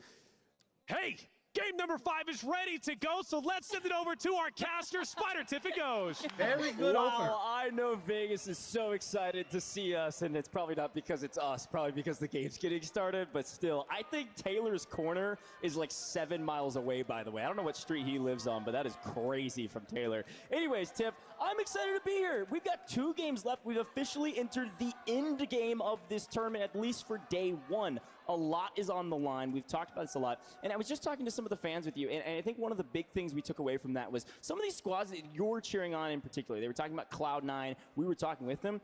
They are having a tough day today, but that doesn't mean their tournament is chalked. We've still got a whole nother day tomorrow, and you're getting a ton of intel today for day one. Exactly, because no one knew So exactly we're gonna watch some what food videos LAN was while going we're to pan chatting out up for here their rosters watching when the you think UFC. about it, right? You can't Is really this tournament gain over? this kind of practice until you actually Or do we get have here, one, or two you more had left? I think performed it's back over, in no? the day on London, that Copper Box Arena. It got kind of crazy, and quite frankly, I'm just excited to be kind of getting towards the point of dropping into the next map. But I do echo your sentiments there. Let me just talk about it for a second. Huskers, Breadman, some of the squads that we have really wanted to find success here. And now, like guys here in the stadium, I'm gonna need y'all to bear with me. We are gonna reset some things here. So if you want to collectively stand up and do some jumping jacks, I honestly would be right with you, but I unfortunately can't do them down. We got to stay warm. I know the players are staying warm as well. Couple quick notes, by the way.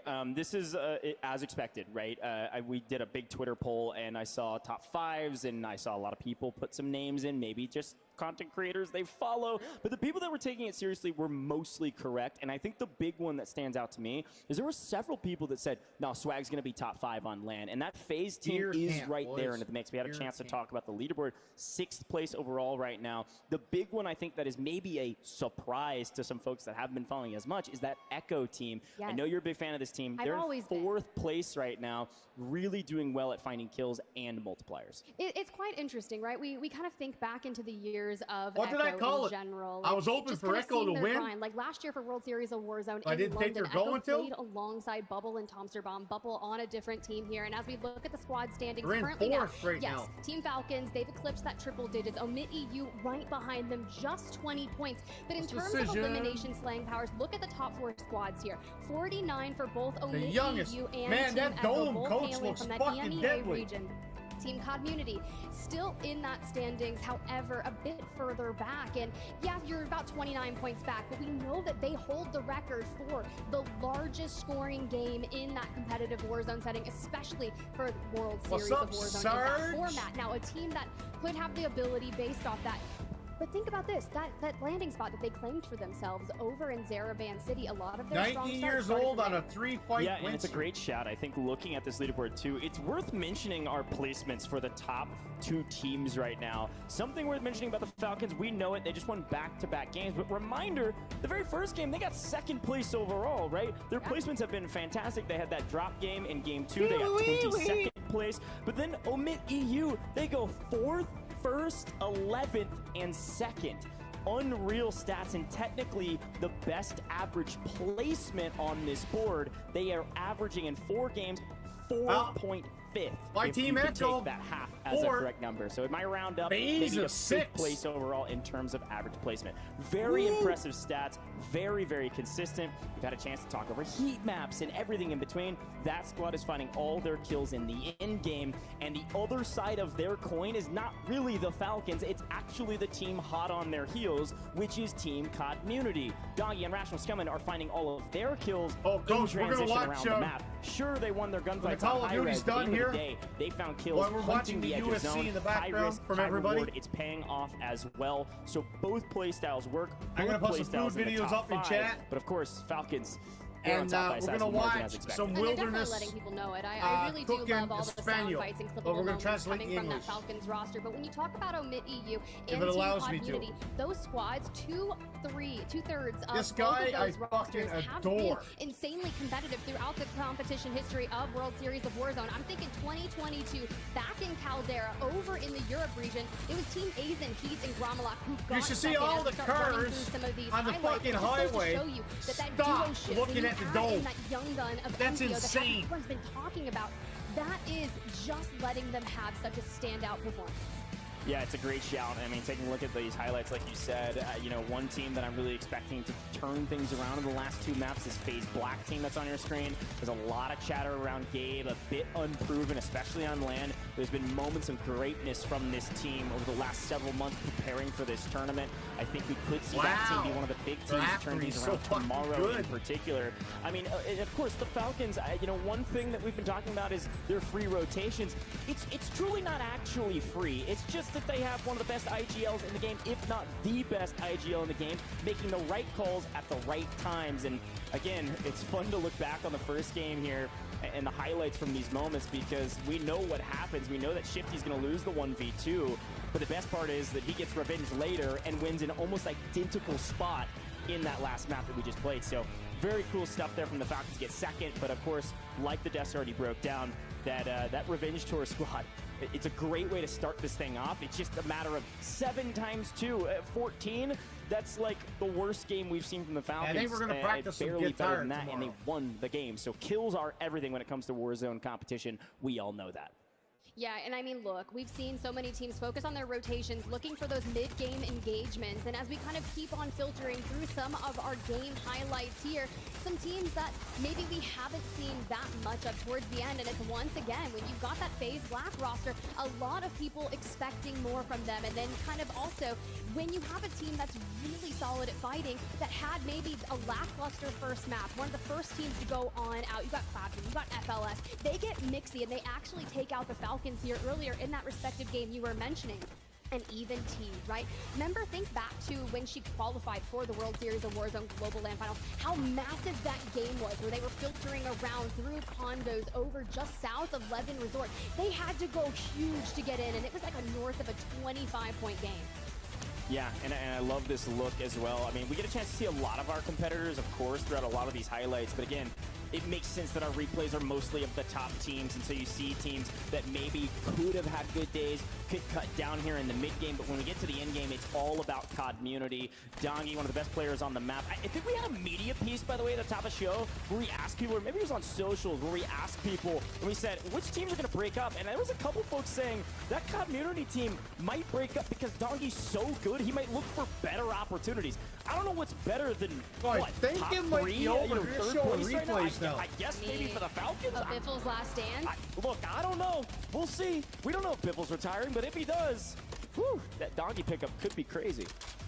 You're not wrong. That would be really interesting. But then through a mid-EU, we finally see them come out on top here in game number 2. And just the way that they've been positioning themselves around the map, it's been extraordinarily well. Yeah, it's been really well done, and we're going to take a look at drop 3 as well while we wait. As a reminder, folks, we're not delaying intentionally. We're getting these competitors all squared away. I wanted to talk, so I told them to give me a reset so that makes sure I can talk. Now, we got to get these players all squared away, make sure it is truly as competitive as humanly possible because, well, we're playing for $1 million, folks, all right? There's a lot on the line right now, so we're going to make sure it's all squared away. And I think that Zakar team we had a chance to look at, we'll see a little bit more later from them in this map. A great showing in this map that showed us that they are one of the better teams here. They've just got to have better consistency. God, that gulag was so tough to watch from Bredman's POV there. And as we kind of keep on moving on through, Volcom, Resolve, living the best life. But things are so tough in the early games. And teams, like, when you think about ironing out your macro strategy and you study your bot reviews coming into Las Vegas, a lot of squads, and I personally watched a ton of the Falcons to see exactly what their looting path were looking like and how much cash they can walk out of pop-off power with, and their ability to listen to the IGLs, to understand the shot calling, and put themselves in a god-tier position, knowing how to secure it and the perfect timing on it. And Omit EU, they realize also where they need to be for that endgame win conversion, so they challenge for the threat, but are not able to unseat the Falcons. Masterful breakdown, Tiff. I love how passionate you are.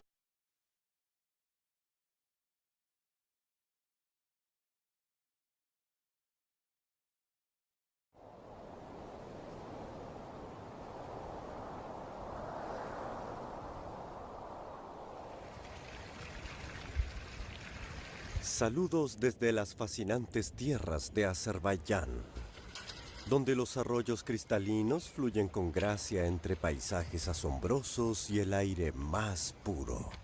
Prepárense para un poco de caos rural, piedras resbaladizas y la alegre vida diaria con los animales. Where's my camera, no?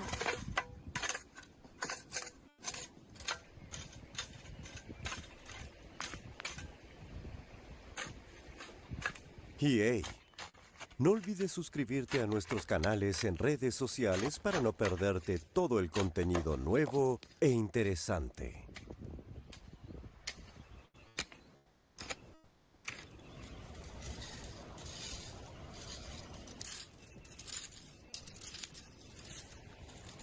El jardín, el huerto y todos los residentes bajo mi cuidado requieren atención y amor especial. Hoy decidí dedicarme a cuidar mis plantas. Ahora es el momento perfecto y no hay forma de escapar de las tareas del invernadero, que es en lo que me concentraré.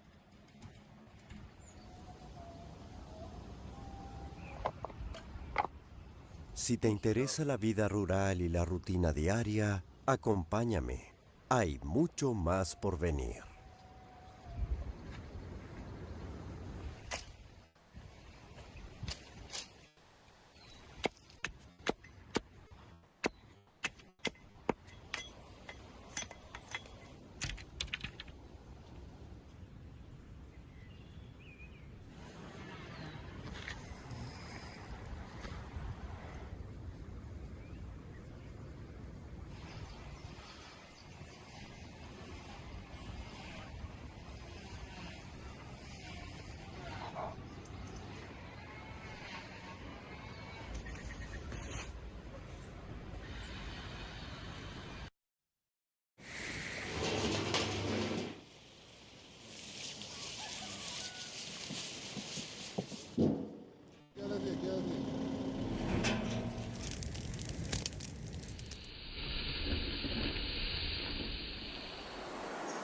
Does he have English? I don't know.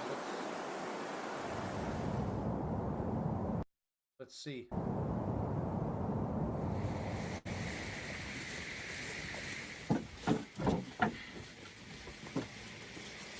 Holy shit!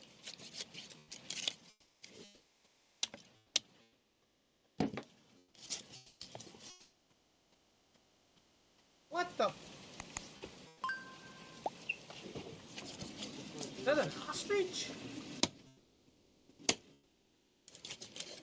God damn, I thought it was a turkey.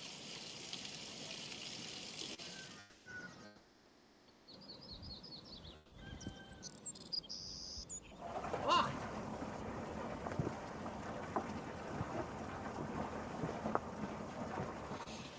That's a big ass bird.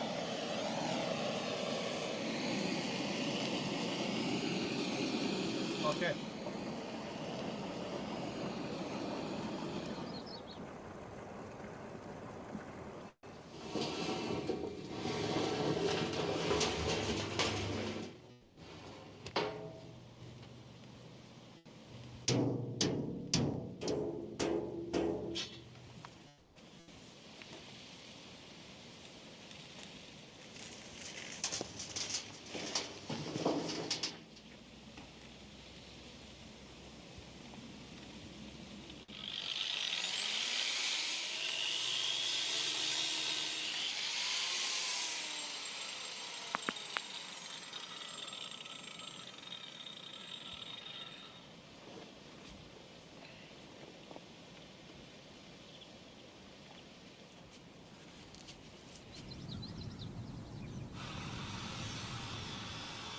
Too much work for me. You had to switch up.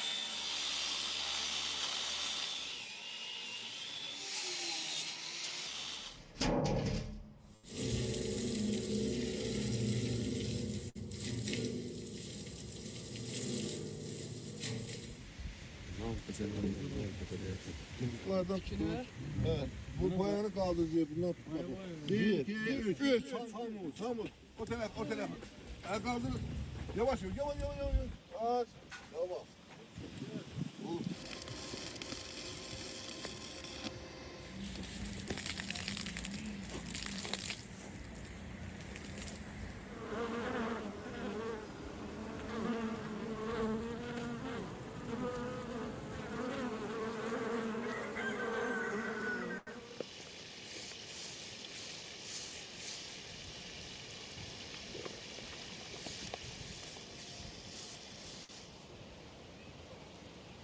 Here, let me show you how to do it. Now you do it.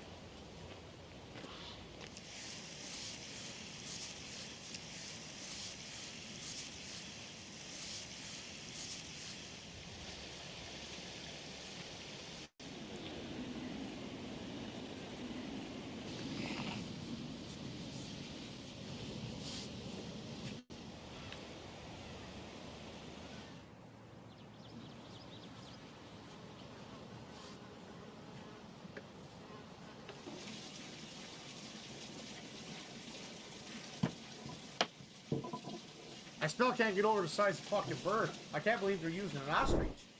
Guessing that's what it is. Yeah, it's an ostrich.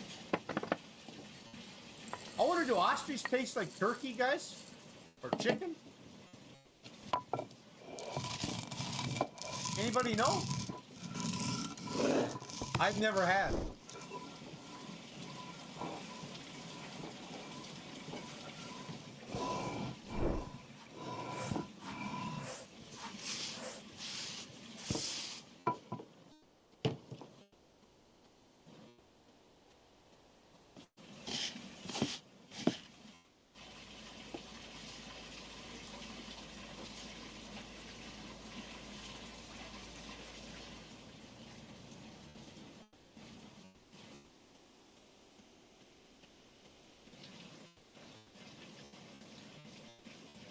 Nobody? Nobody knows? Damn.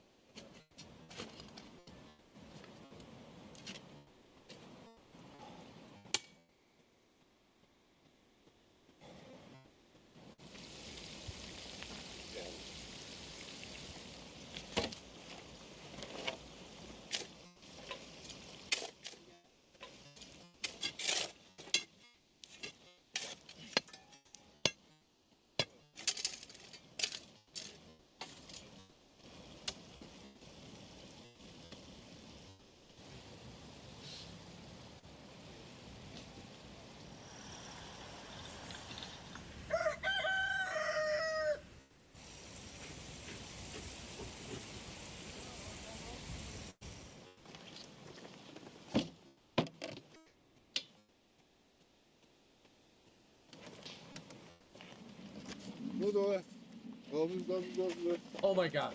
Are you going to shove that inside of there?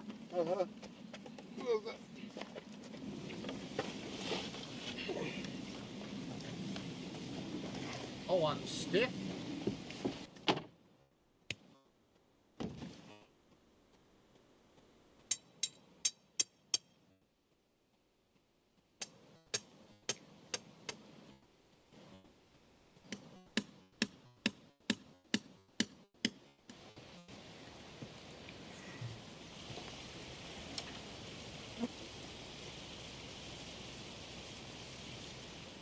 No, Coach.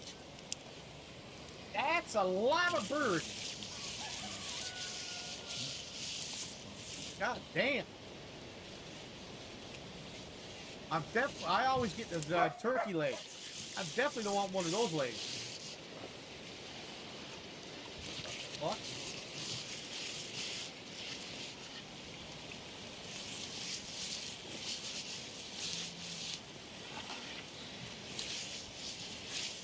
It almost doesn't look legal. LOL. That does.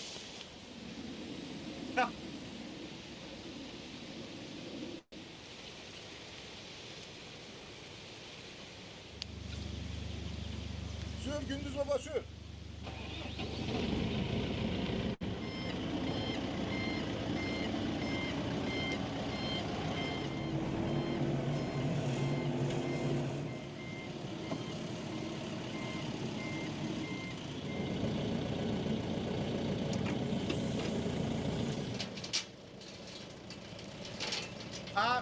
Yeah, I can say that, Coach.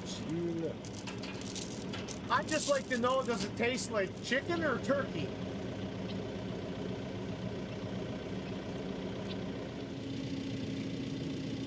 And this is a good fight, too, we're watching, by the way.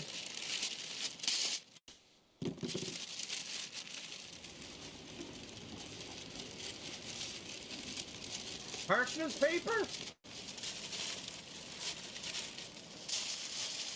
In tin foil?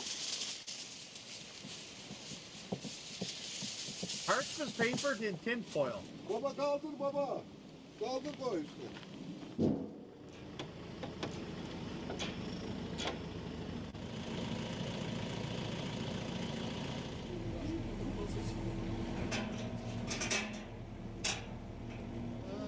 Geldi. Bura geldi. Aha tamam.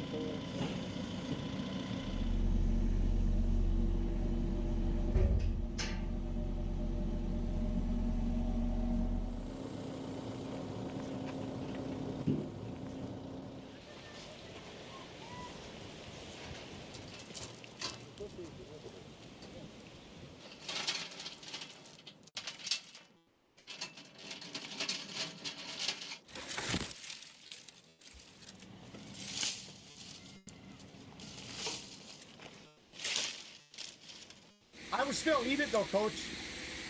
I would still eat it. Basically, it's an oven, right?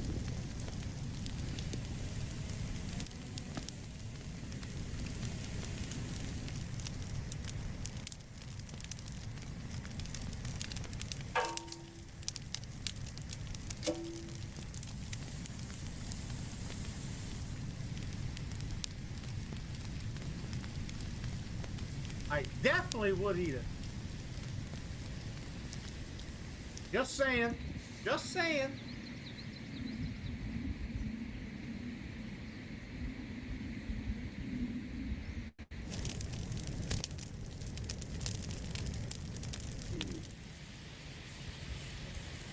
You can add some more wood on that, boy. Oh, he's gonna make himself a tea. Coach, watch LD make tea here. Watch LD boil water. Goes inside a cylinder, and the cylinder's surrounded with water.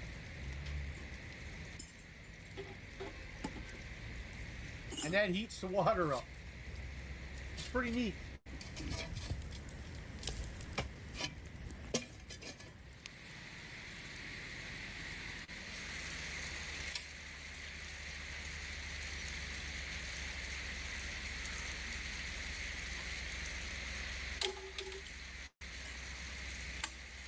His fucking ribs is hurting too.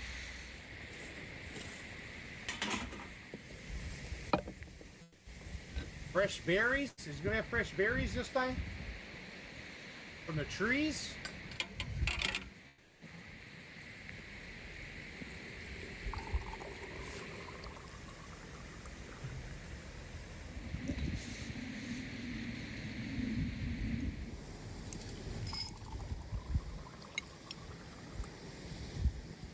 Healthy living, buddy, to the best right there. Making homemade tea from the surrounding bushes and branches and flowers.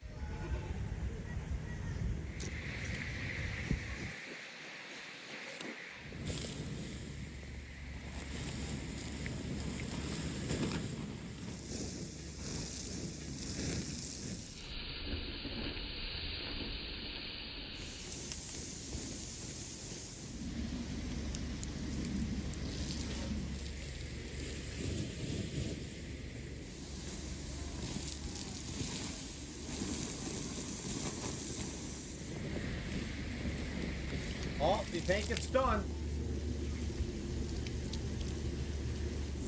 See, I would take it off and let the skin get crispy now, unless it did, because of the tin foil.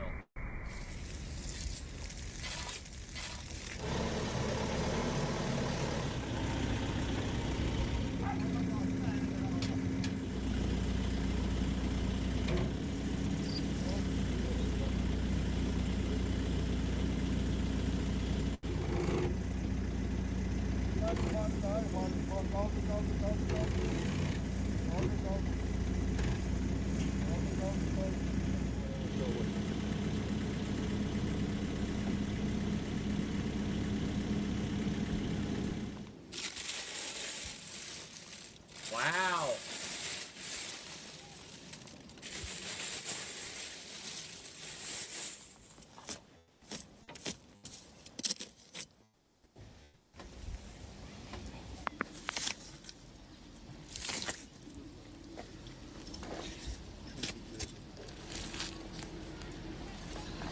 I'm not sure if that's blood still coming out. Helgi? Klik på den final här. Klik på den här. Fuck. Hon klik på sådär. Or juices.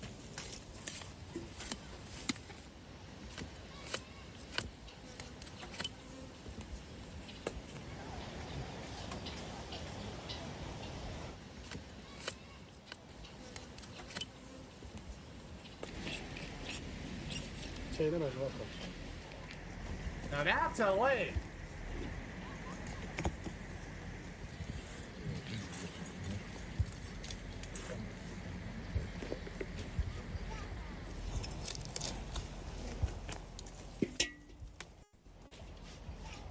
Kırılmış. Hatice. Geliyor.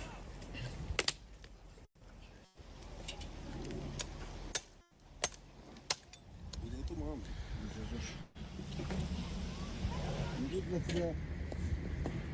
It looked pretty good.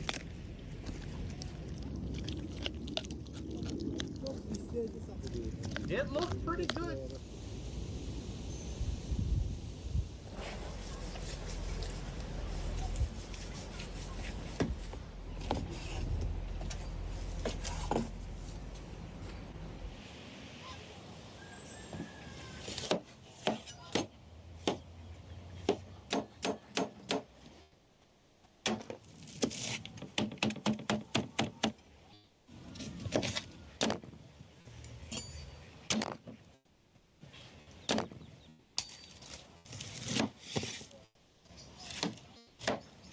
Xüsusi bıçaqlarımı onlayn mağazamızdan əldə edə bilərsiniz. Super.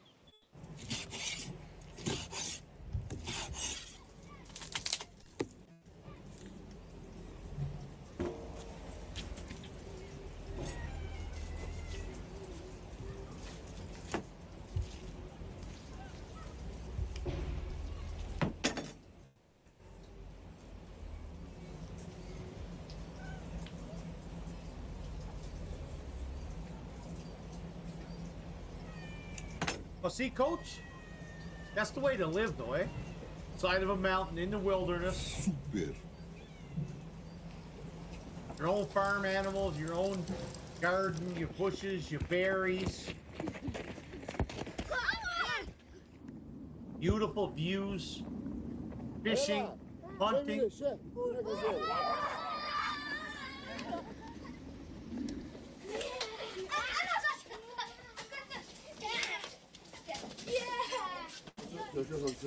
Yemek yiyeceğiz. Akşama. Yemek bu şey. Mehkûye terkû qad yakası devakşı çırçağına. Hediye yan katını var. Böyle kamekteyim kaçıyoruz. Yedi de yedin şey. Guys, anybody ever see a purple apple? Mehkûye burası da. Selam abi.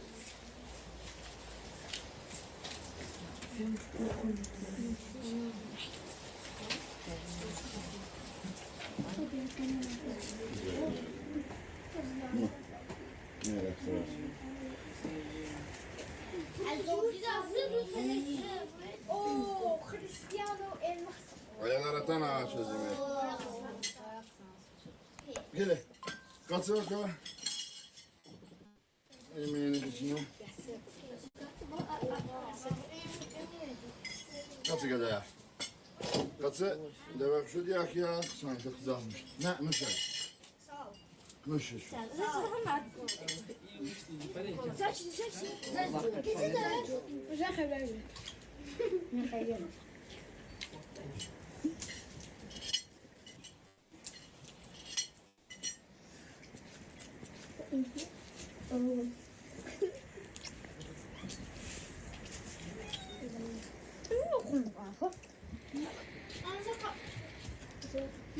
back-to-back decisions. Yeah. Yep, 2 in a row. Hey, don't you think that'd be a good place to live? Fights in the aren't wilderness, my necessarily friend? bad.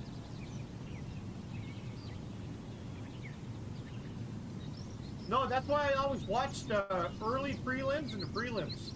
Sometimes you get good cards.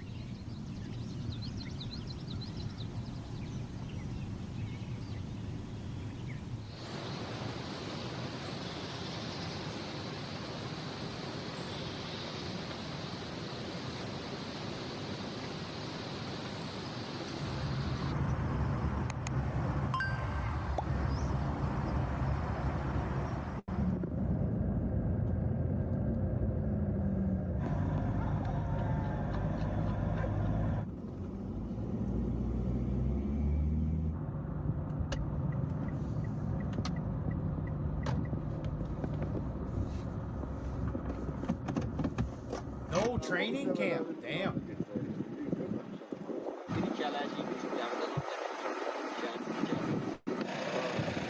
Ya arada o yalan söylüyor. Orada diyorsun. Yani bugünlerde değil mi var?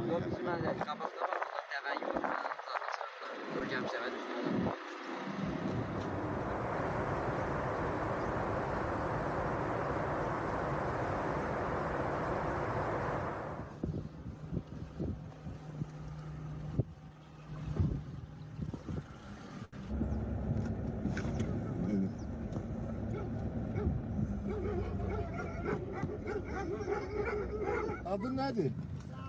Rami ala bunları uşaklara paylar ver biraz da. Bakım günü var orada. Gelin Rami.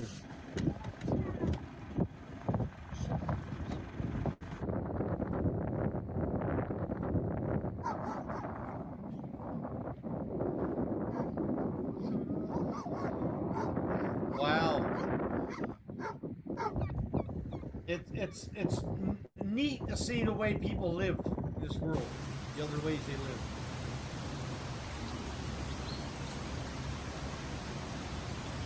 It gives you aspect of what you have.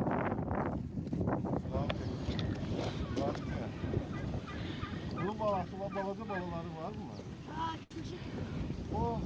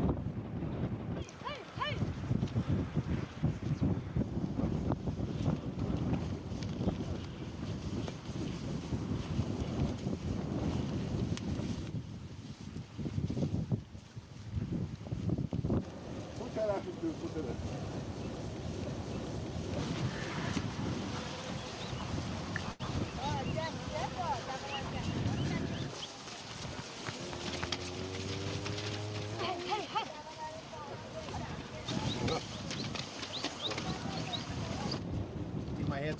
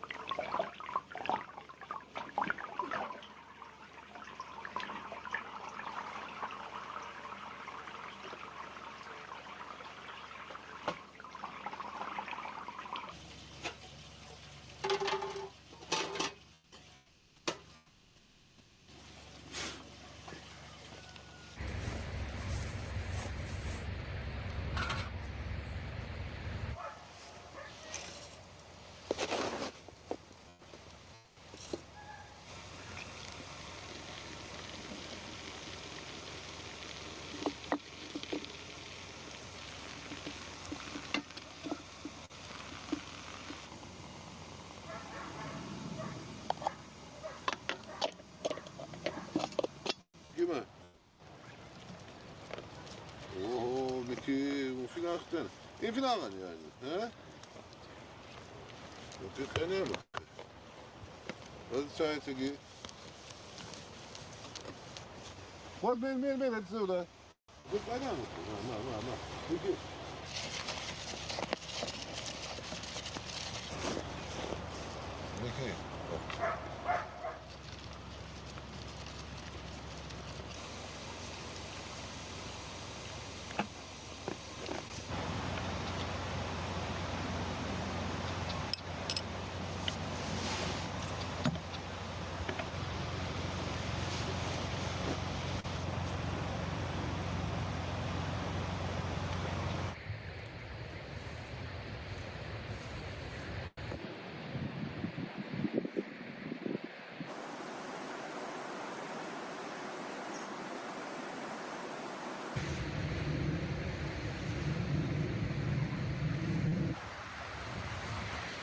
Leave it to the ladies.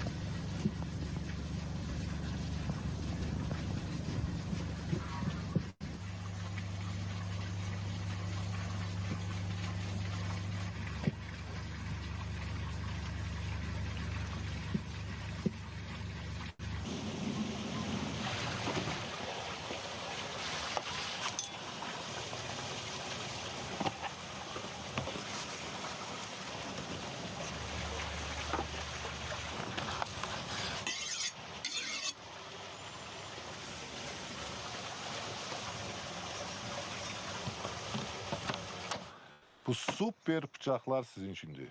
Ekranda gördüğünüz site'den sipariş edin. Ben bunları size gönderin.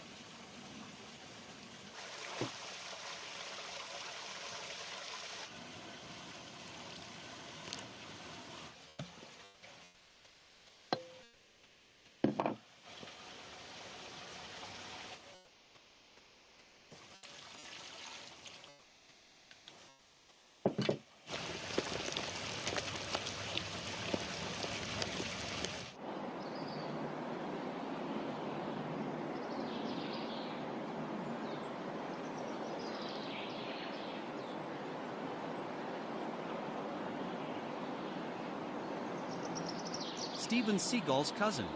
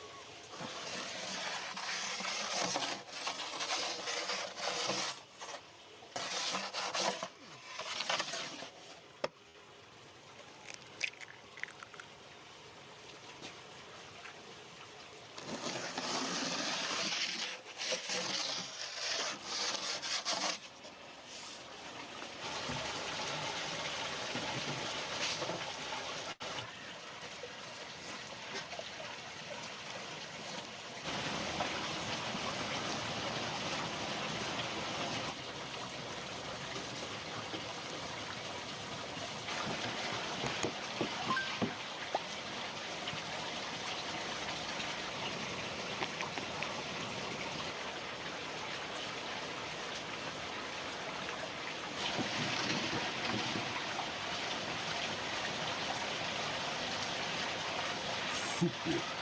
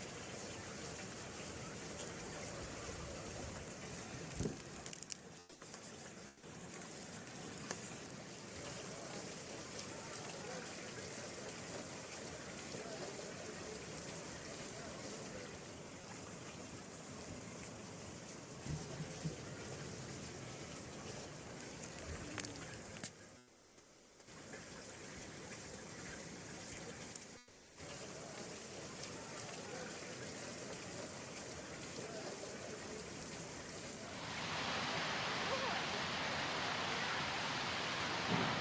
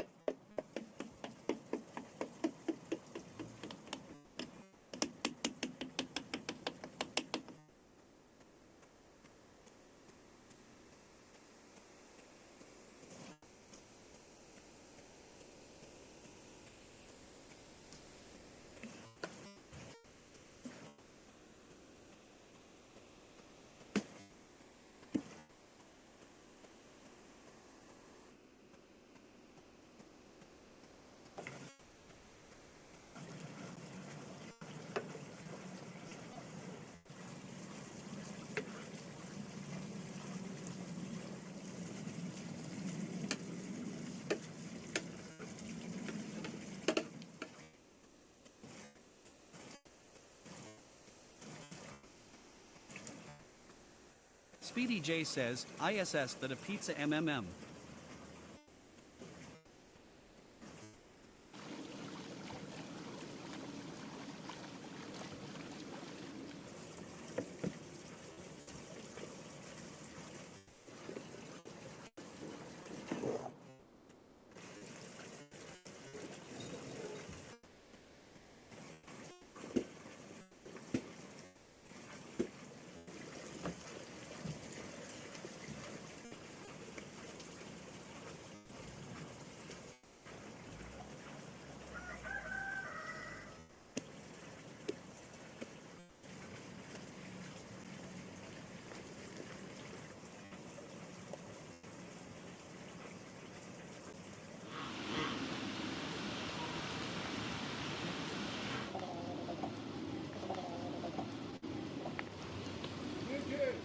Niki, inaczej Niki, inaczej.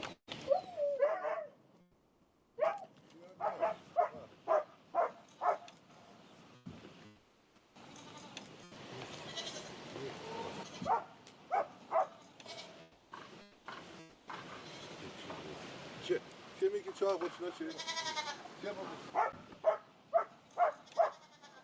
That's hot, the turtles do it.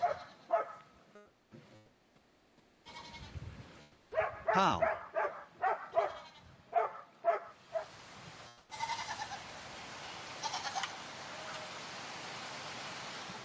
Ya fena mı? Vay vay. Vay. Çocuk sizi.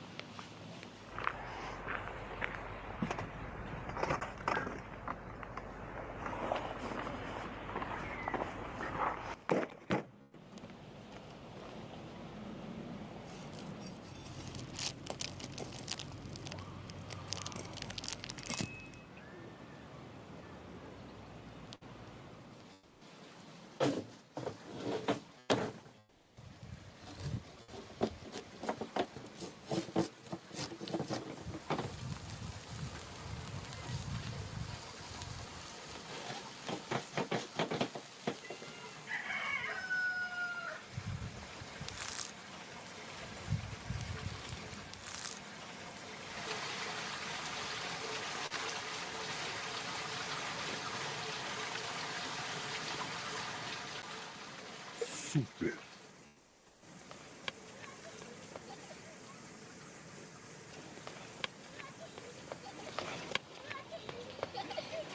Ay malades. Beşer pizza pişirmişim size.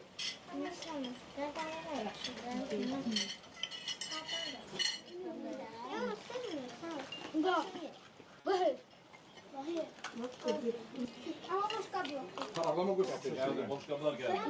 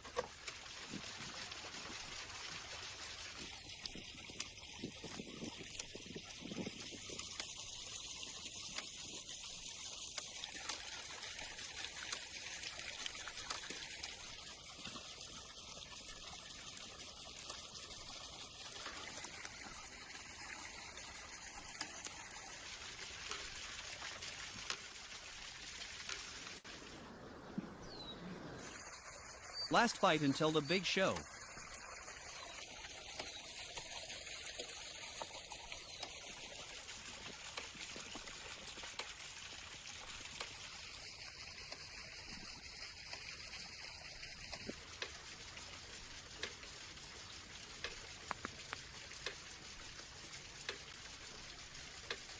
Lost Mike.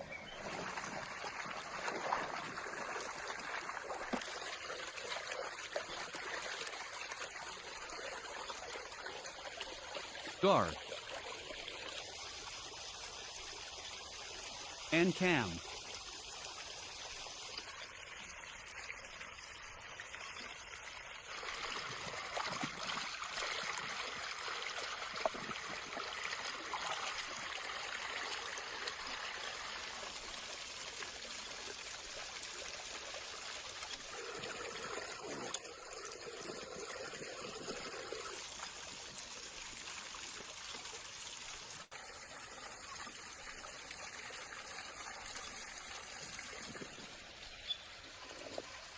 Damn.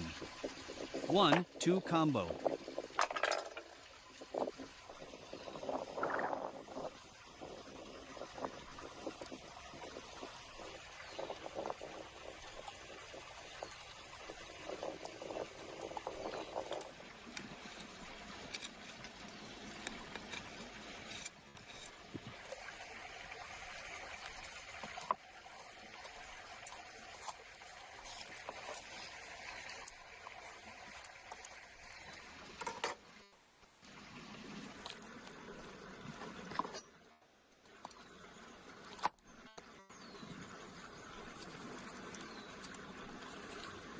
Yup, 100% no fucking Cam.